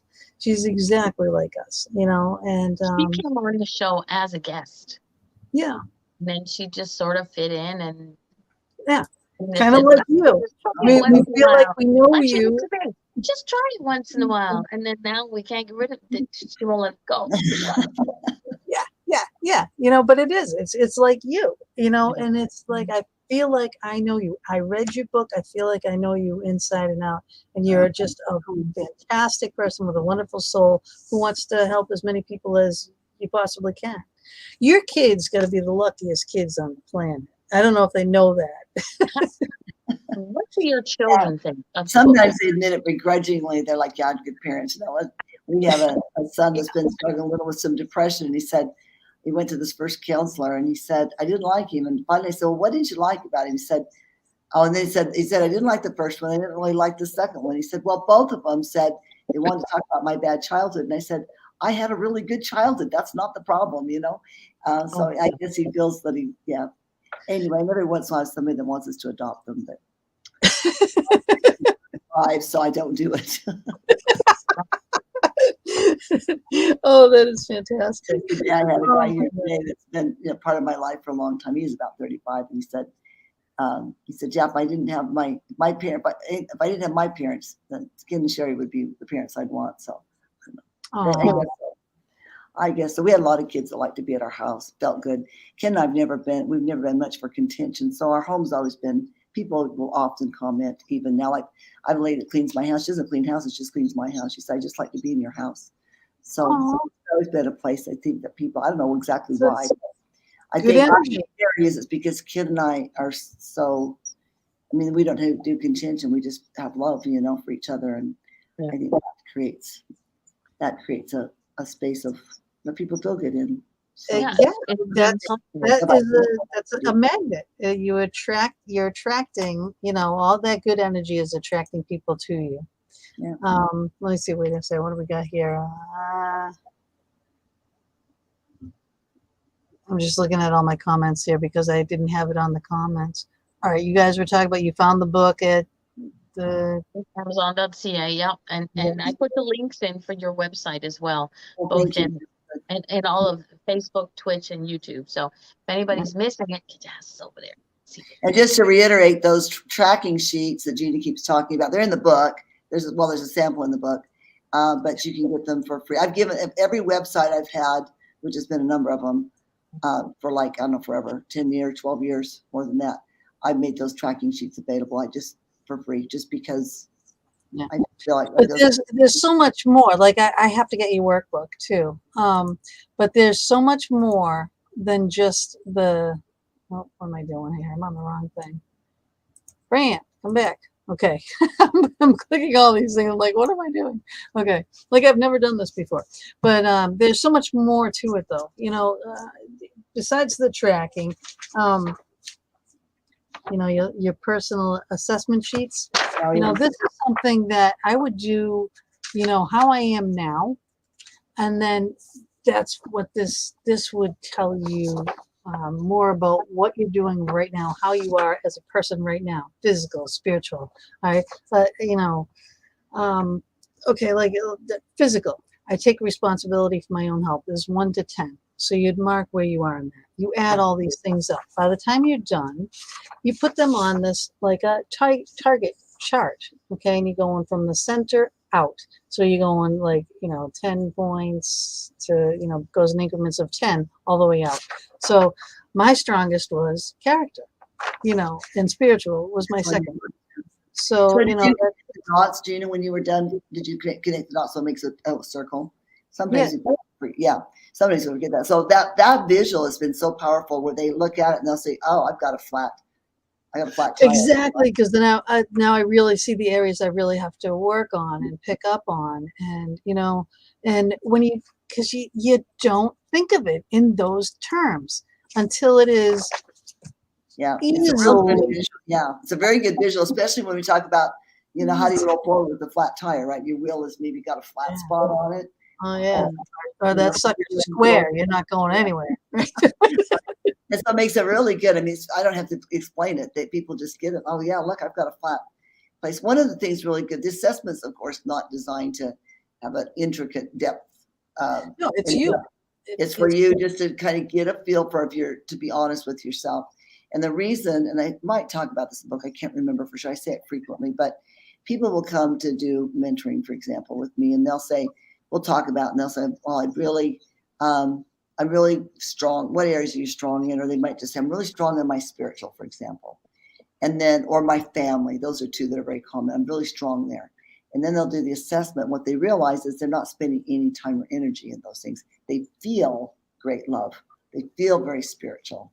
But the reality is there's nothing concretely being done. What are you doing with your spirituality? Well, nothing, Well, where's that going to go if you keep doing nothing for 5 years? Where's your spirituality going to be? What kind of time are you really spending with your children or your husband or your wife? As to you really love these people and they're so important to you, but what are you actually doing? It's a good wake-up call for I don't need to see it. They just need to see it. And exactly. And that's what I love about this is like you wrote this from a place of knowledge, a place of experience. You worked your butt off for this, and you put it out there that the people can do it for themselves. You're there. We can get in touch with you. We can go to the website. We can have sessions with you. We can do all that. But this is the most perfect start, really. It's honestly the book that I wish I'd had when I was in my 20s. It's like if somebody would have given this, because I was looking for this. And so I hope, I know it's going to be, I totally believe in mentoring and coaching, but it's not always practical. It's not practical to do it all the time. Mm-hmm. My hope is for those who can't or wouldn't get a coach or a mentor, they can still do it all for them. I had to do it myself. I didn't have a coach or mentor. I couldn't afford one. My coaches and mentors were going to seminars, reading books, listening to audio programs. Those were my coaches and my mentors. And I didn't have anybody. There wasn't anybody. Even if I had the money, I don't know where I would have found somebody like that. They just wasn't a thing It wasn't a thing then, really. You know, And it's like now it's done everywhere, and I have a very difficult time finding somebody that I admire enough that I want to take life advice. 100%. 100%. See, now, because after reading this book that I know me personally, I can 100% relate with you. You know, I know that I could talk to you one-on-one and get the results that I need, you know, and I know that that's a possibility. And so many people that I know would feel the exact same way for you. You know, I'm sure Mama does just by listening to this, and she hasn't even read the book, you know, but she knows better. If I'm praising a book so much, then it is good. She says that, she keeps nodding her head at that too. I can see that. Yeah. I had a host ask me, and this had never even crossed my mind before, I promise it. She said, well, what do you do when you have a client that's unhappy with the mentoring or what I do, my work with them? And I said, to my knowledge, I've never had that experience. I have no idea. That never even crossed my mind that anybody would have been unhappy, you know, with the mentoring. So I think I'm very naive or I've been very, I don't know where. Well, yeah, you're not naive by any way, shape, or form, but I just think you're great. Mama Cat, now she just wrote about a girl that had left and came back, apparently, saying that she had already does these lists and such. But now she says, do any of you leave uplifting notes to find during your daily or morning routine, like on your bedside dresser, on the bathroom mirror, on the coffee pot, etc.? I think it's a good idea. You leave notes all over the place, Mama, don't you? I think just so you don't forget to put, you know, open top. But mine is a post-it note thing. You'll be all prepared when you get there were so many things my head wanted to do, and my daughter said, "Mom, use post-it notes. Make a thing with post-it notes." And I was like, "Yeah." And she ordered them for me from Amazon and sent them to me. And I opened the boxes. Amazon, I'm sorry, but y'all don't realize what the environment you're doing. But it says giant ass box about this big for a little package about that big. And I just like, opened it up and I went, okay, fine. So I have a closet in my room, and I post them all over the door. But I've done that. I used to do that when I was first starting out as a Reiki practitioner. I would leave myself post-it notes on the bathroom mirrors. Would drive my husband crazy. And so just what? But you know, it would be something as simple as, you are amazing. Today is going to be an awesome day. And now I get up in the morning and I do it mentally in my brain. And so, but notes and things like that are like, have a mental post-it notes. Even do things on my computer. You know, you have those little post-it notes on the computer. So I'll put things up sometimes and I'll forget about them. And then when my computer reboots, it tells me, you've got post-it notes that you haven't read in a while. It's like, really? Oh, that was so good. Okay, now still put it back down. It's like type of thing. But it's my way of encouraging myself to do what I need to do. What you just said, she again writes about in the book. Yeah, I guess I'm on the book. So when I'm working with clients, one of the things that I require, I do not do the note leaving thing, but one of the things that I do require, and I do it myself, is they have to commit to, and you know, they put on the tracking sheet so I can track it. I don't check up on them. I just ask them to do it, to be reading something motivational and have something in their car that they're listening to that's motivational. And that's, I think, maybe my version of that. I do that. I always have something in my car that's uplifting, something that I'm reading that's uplifting and motivating. So because I've got a client and I can be really motivating for that hour, but what's he going to do the other, 6 days of the week? How's he going to motivate himself? And so by reading something motivational, encouraging, that's one way. And then I do teach written affirmations, which is the bomb for making a change in your life. And that might be partly what you guys are talking about, what Darlene's talking about in the notes is an affirmation. But you write that, it's a little different venue to get it out there, but it's the way that you talk, it's the way that you phrase things. am strong. I am powerful. I am fit. I am. So you're putting these, affirmations just the way that you talk. That's what you write about. And what she's saying is she's got to see it. She's a visual person. So if And she so every day, so let me maybe I can explain the daily written affirmation thing because it's the second phase. So sometimes somebody wants to accomplish a goal, but it can't be tracked, because to be tracked, it has to be very specific. This is what a workout is, and this is, did I do it or not? This is how much water I committed to drink. Did I do it or not? Like very specific, right?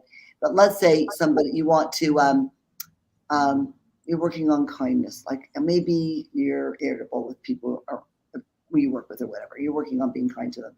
You can write the affirmation, I am kind. I am kind to the people I work with. So then, and so you have, I mentioned this earlier, you want a number of those, and that your things you're trying to become more. You can also double up other things. You can use it other ways, but it's just a balm for changing things in every day. So I write my affirmations. They're things like you mentioned, I am strong, which I want to tell you a story about that in a second. I am strong. I laugh easily. I smile at everyone. I listen to the end. I stop to listen. I agree with Ken. These are some of my affirmations, and you write them every day from memory in the present tense. That would be, and don't leave them notes around the house or in my planner, which I'm developing a planner, by the way, should be out in about a month. There's a place in it, your daily planner for it, but every day in my planner, which I'm using the beta, that copy of that, I write, I plan my day. Here's my part for my planning my day, my tracking sheets in there, and here I write my affirmations every day. And that has made more of a difference in my life and who I am than anything I've ever done. It's just like, there's just such power in writing something. And so that's part because about you make it happen. It's out of here. It's too easily lost in here. And not typed on your phone and not on your computer, but written with your pencil on a paper or a pen on a paper.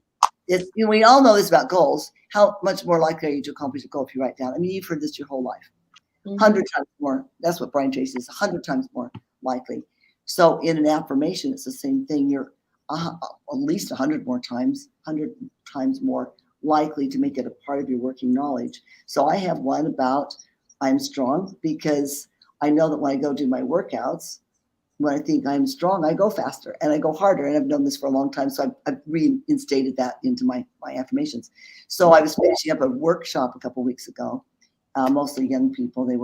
Most of them were in their early 20s. And I was telling about the I'm strong, and I was telling about how I can be doing dips or push-ups or something. And if I say or anything, any exercise, I am strong, I just pick up and go faster. I don't even try. I just do, So I just had this inspiration. I already knew I could do this. But I dropped to the floor. I can do 35 military style push-ups on my toes without stopping. Really? So I might be able to do 10. Yeah, this is kind of a thing I'm known for. So I just dropped to the floor and I said, I'm strong. I said, now watch this. And I did about 10 push-ups. I said, I am strong. And I'm strong. I started picking them up, and they were like, oh, they really made, even though they knew I could do the push-ups and they already knew about the strong thing, but watching me actually do it on the floor and saw what happened, it really cemented that idea in their head. But those affirmations are, I just can tell you. I tell a story in the book about I had a problem with gossip, and I just give me that boost. It was my friend or any friend, and pretty soon I'm talking about people, not really horrible, nasty things, but still, uncalled for.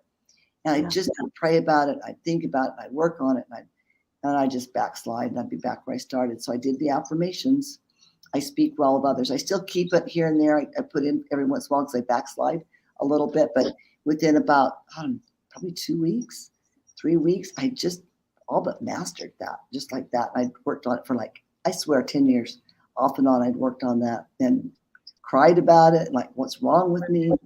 And so the affirmation, that written affirmation, and I borrowed that from Brian Tracy, by the way.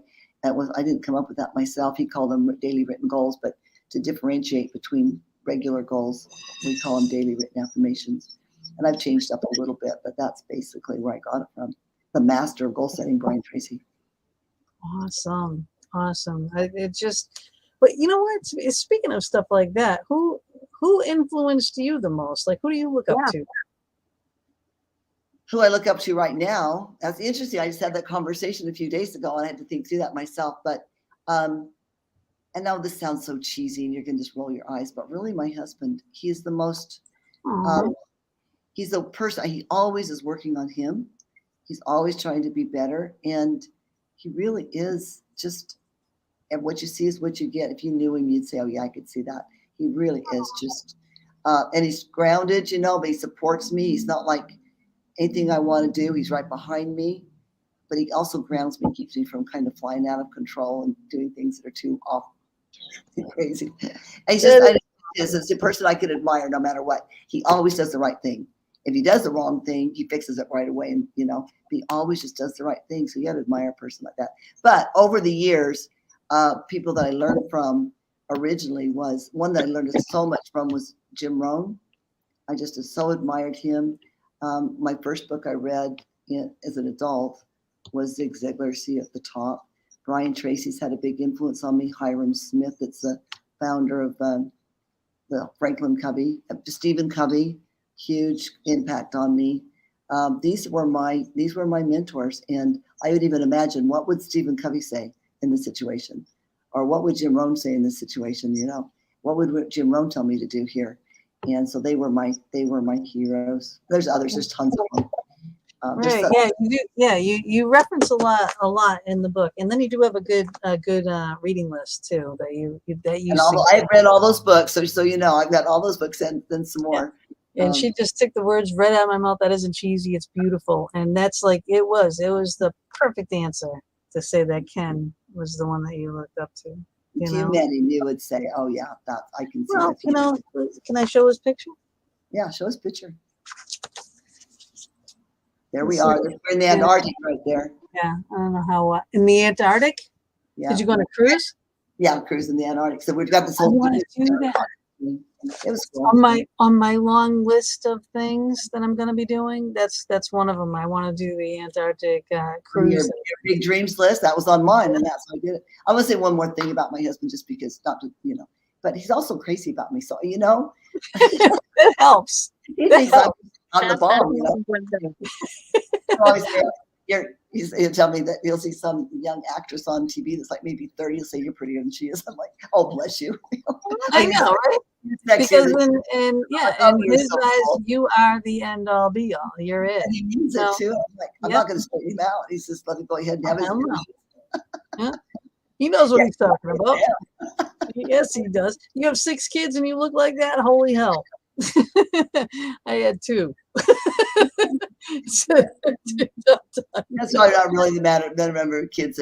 Really is it? I mean, it's harder while you're pregnant to keep hold of your fitness, but really, it's what you do the rest of the time. What you do afterwards. I think it's kind of irrelevant. Really, is how you eat and how you move and what you think of yourself and the kind of way you take care of yourself is probably more important. But the pregnancies can help you help you get away from you. And I did after my last one. It was 5 years before I took that weight off, so I struggled with that last one a little bit. Yeah, my first one was easy to get the weight off. I didn't really gain a whole ton. My second one, I think it was like I got pregnant that night. In the morning, I was like, it's like, what the hell is this? Like, what is going on? After a while, it got where if I couldn't get my pants done, if I knew I was pregnant, it was just like that. Oh, I'm pregnant. Yeah, one morning I can't get my pants done, I'm pregnant. But now you also you talk about like things like hormones and things like that in the book too, and Athena brought up hormones too, and I was like, oh yeah, I wrote hormones down over here, so I'd reference it again. But you have a place that you like to go to, not like CVS to get like vitamin D. Right. Well, you could get. I do get all my vitamins from Life Extensions. Can we make a plug for them? Really, really great company. You're getting, because there's a real problem with a lot of supplements not having in them what they say. What's the name of the company?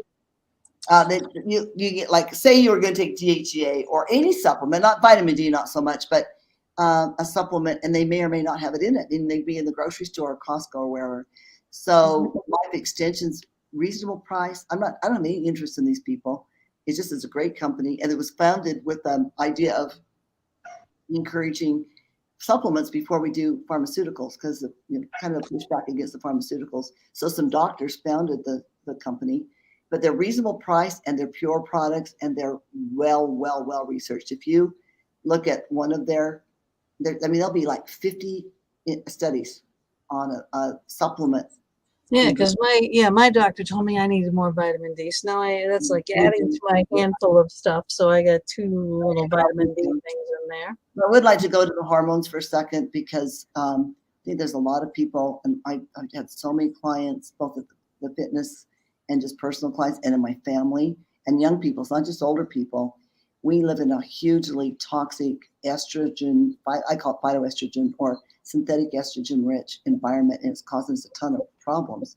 We have men who are supposed to be at their peak of their testosterone, who have below normal levels of testosterone. It's a real problem. And like my daughter, it took me forever to get her to go see a doctor. She finally did. I had no idea life could be like this. I thought it was normal to be sleeping 2 or 3 hours a night. So I would just say, if you have listeners out there who have any idea that they might, or even if you just suspect, but don't go to somebody who specializes in optimal levels of hormones, not just normal. And can I explain why that is? Would you mind if I just Please do, because I know how many women struggle with it, and I did for years. And men too, and let's make sure that the men, because the testosterone levels for men are just super low. They're in the toilet, so that's no good for anybody.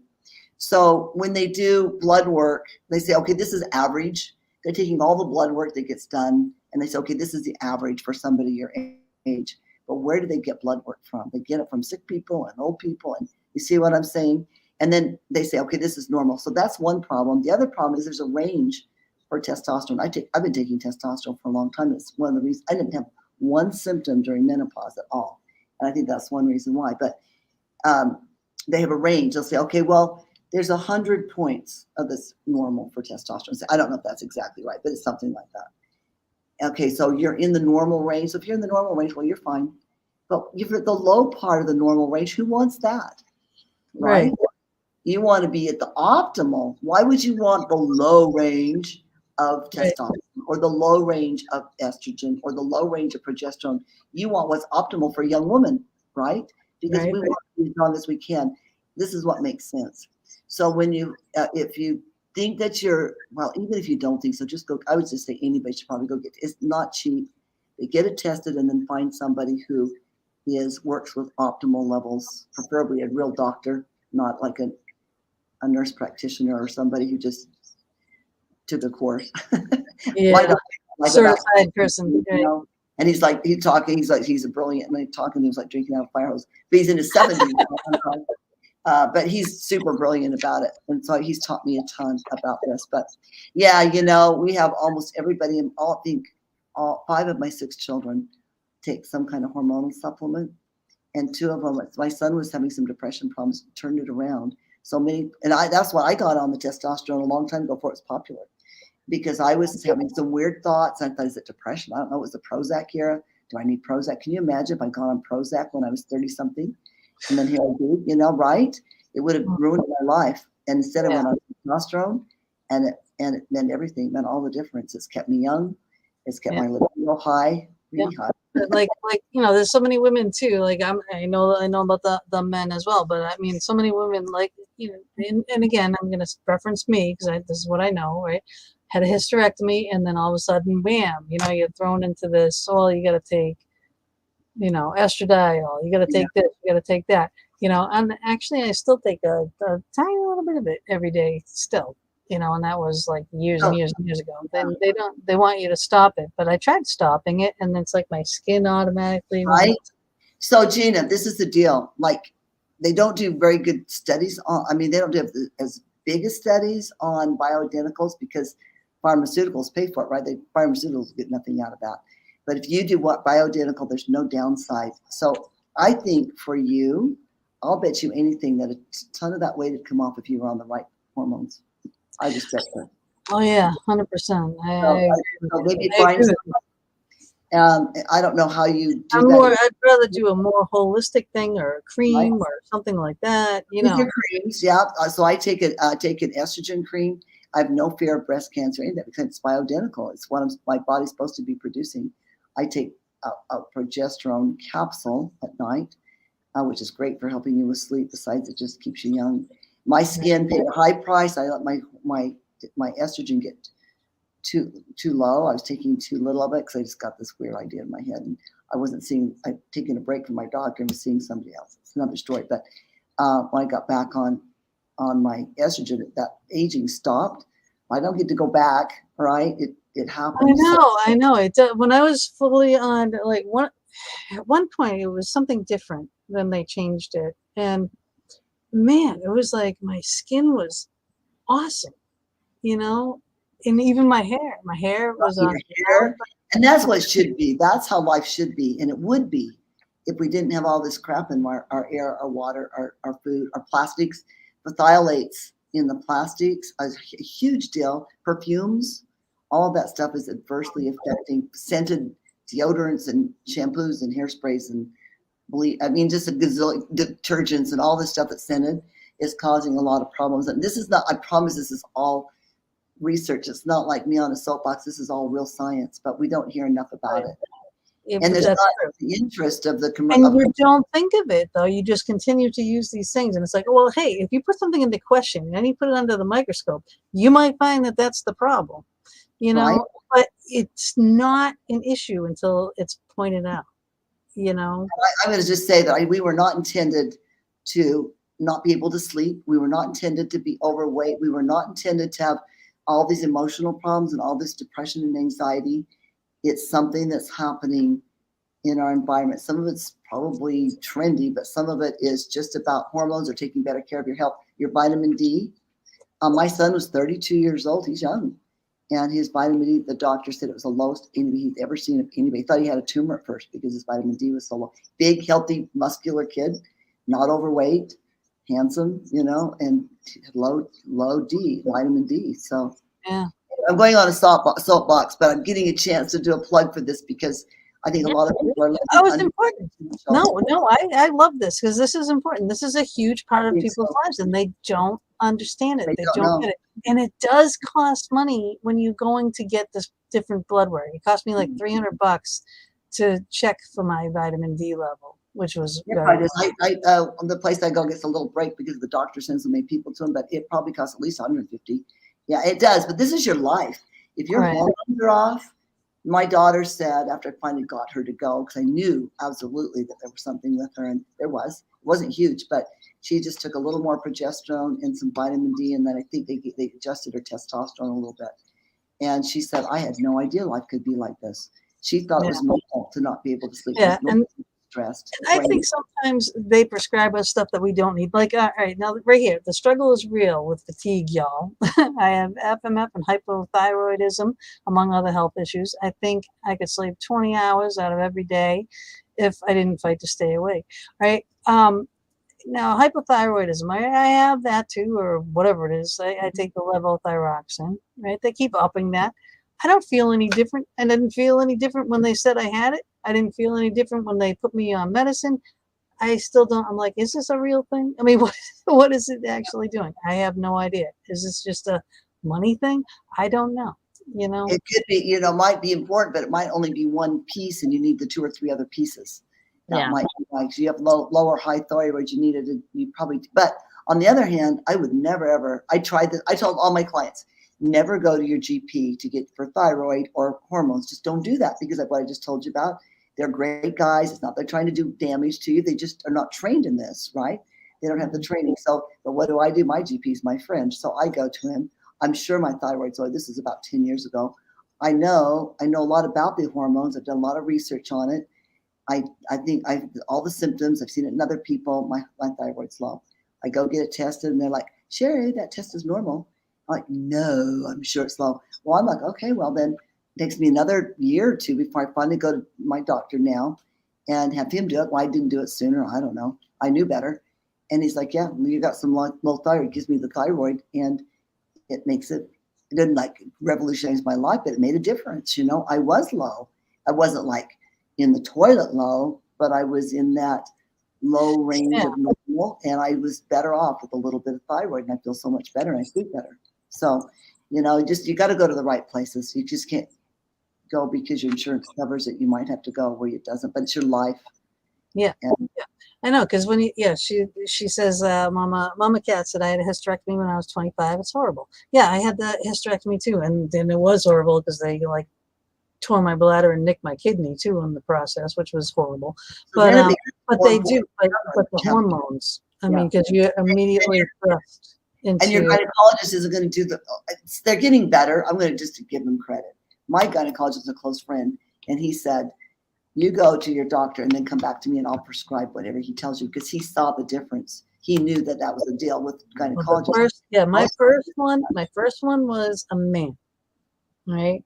And right after the hysterectomy, he's the one who botched it. And he's the one who prescribed me my first set of hormones, which did not work. And it was like craziness. It really was. I mean, talk about your emotions up and down, but it also felt like, when people say about hot flashes and stuff, it actually felt like someone was taking a butter knife that was hot and got like cutting it through my body at different angles. That's what it felt like. It was so strange. Then I switched doctors. And I finally got smart enough to switch doctors. And I went to a woman doctor, Tatiana Seiko. She was great. And she listened.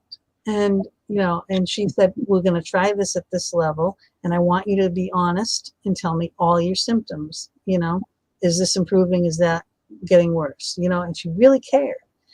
So we finally, that's the one that I had gotten that thing to the level. And then, Then I had to switch doctors again because they're switching insurance companies, and then it's been downhill ever since. If you find a good doctor, you have to go and pay. The insurance doesn't cover. You can do I think a lot of doctors, a good doctor will do like what mine did. You go to the doctor, get it all stabilized. Maybe you see him every other year or every year, but once you get it stabilized, then let your doctor prescribe them so that you'll see. And everybody will be agreeable. Everybody knows the problem. I think everybody should be agreeable to that plan. As long as they're all on the same page. But that's what worked for me. I don't know. I hope that a lot of doctors would do that. But anyway, I'm glad we had a little bit of conversation on this, because I think there's a lot of people living below their potential and they can't help it because the hormones. Right. So we are down to the last 4 minutes, and again, people, share this show because it is so extremely important, and the urgency for this book to get out there. Get it for your kids, get it for your friends. It can be a wedding gift. I mean, it can be any of those things. I just can't. I can't even put into words how important this is to master your life. Yeah, you've heard the conversation we've been having, and I could sit quietly by because Gina read it, and I suck. I don't read it because I didn't get it, but I will be getting it. Amazon, it's already in my basket. But you've heard the conversation. I'm sure while we were having this conversation, in my head, I knew exactly who I wanted to buy a second book for. Oh, good. And it's going to be delivered to her house, and it'll be like, what this for? Read it and you'll figure it out. She reads it, right? Because the message is we can't make them read it. We can make them available. So, and bless you for caring too. My whole intent, you said earlier, Gina, and it really is the truth. I don't need the money. My ego does not need stroked at all. I have no ego in this. I just feel like I have something valuable, and I've proven it with the success of my life and the success of a lot of people that I've worked with. And these are not, you'll read it like you did. I think anybody that reads it says, oh yeah, this makes sense. Or when I teach these principles, that makes sense, because it is the truth about Wolverine. Is not, there's no gimmicks or new ideas in there.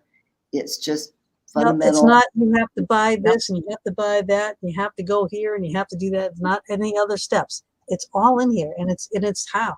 It's you got your why, you got your how. Nothing new. It's just here it is. Right? There it is. To know you. Your tracking, your daily tracking is phenomenal. Journal. Do all these things. All these things are in here for you, and you know you best, and you will really seriously know yourself better if you do this. And remember, it takes us baby steps. We don't have to do it all in a day. It's just little baby steps forward. That's where happiness will come. And if you feel depressed and stuck, that's all it takes. Nothing wrong with you. If you're out there somewhere and somebody's feeling anxiety or depression or stuck, there's nothing wrong with you. You just need a few forward movements and to know that you're worth it. Very true. 100%, 100%. So the workbook and the audiobook will be available soon. She showed the workbook, which looked really cool, and I need to get that. But for free resources, go to lifemasteryinfo.com, and there are free resources on there, downloads that are available. You get your tracking sheets are on there, recommended reading list is on there, your life mastery personal assessments on there. The website is pretty phenomenal. You can tell, she put in the work for this whole system. I mean, it's a process. It's a must. It's just a must have thing. And I need you. I need you in my life. You know where to find me. Yes.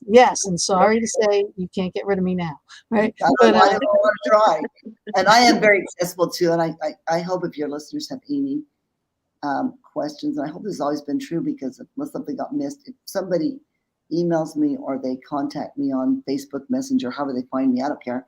You find me, I'm very accessible, because I want to help. I want to make a difference. I will charge you if you want mentoring with me, but if you have questions or something I can help with an answer, a conversation. I guarantee you'd be worth every penny of mentoring that you charge, because, really, honestly, read this first. Just read this first. That's all I got to say. And I can't say any more than that. And I really appreciate you. I really appreciate the book. Thank you for spending this time with us. I do hope that we portrayed at least a portion of how well this book should be, accepted by the world. Very generous in your praise. And if somebody, I believe you. I'm like, oh, it must be good, because Gina really believes in it. Well, it's true. I only praise the books I extremely stand behind, extremely so. Right. Mama D bought it. She's going to buy 2 copies now. So yeah, I know. I got a list on some people that need it. And my daughters are top on that list. So, Thank you. And just an FYI, people can help by reviewing the book, even if they don't give it 5 stars. Don't give it 1. That'll be not good. But it keeps it up on Amazon. It keeps Amazon interested in promoting it. So reviews are great. And I'm not but that's what they tell me. I know nothing about the technical side of all this, but they tell me that the more reviews that it gets, or the more frequent, it's not so many that have many, but getting them regularly keeps the book alive. And it needs to be. It really needs to be, because this is one that's going to help so many people. So yeah, I'll be writing. This is what you, Gina, to write a review. That ought to be one heck of a review. Oh God, that's going to be an amazing review. That'd be great. Yep. Go to Amazon and read my review. My name will be on it.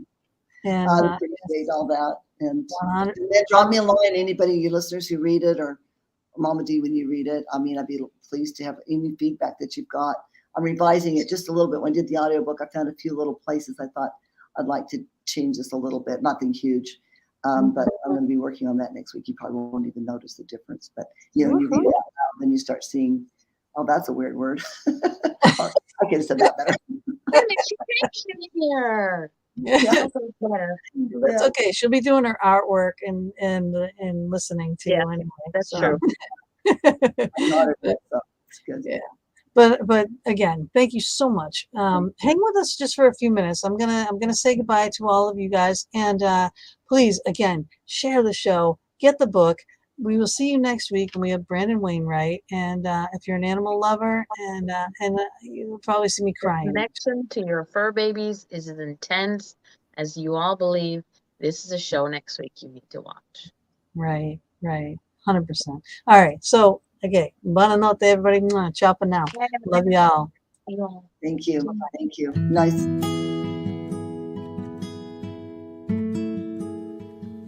Thank you again for joining us for another episode in the Fox Den. We're here every Thursday evening from 8 to 10 p.m. Eastern Standard Time, bringing you a variety of guests. Streaming live on Facebook, YouTube, and our Anchor venues. We would love it if you would go to our YouTube channel, The Fox Den with Gina B and Mama D, and please subscribe, share, and definitely hit the notification button to never miss a show. We'll see you all next week, and subscribers, watch for our pop-up.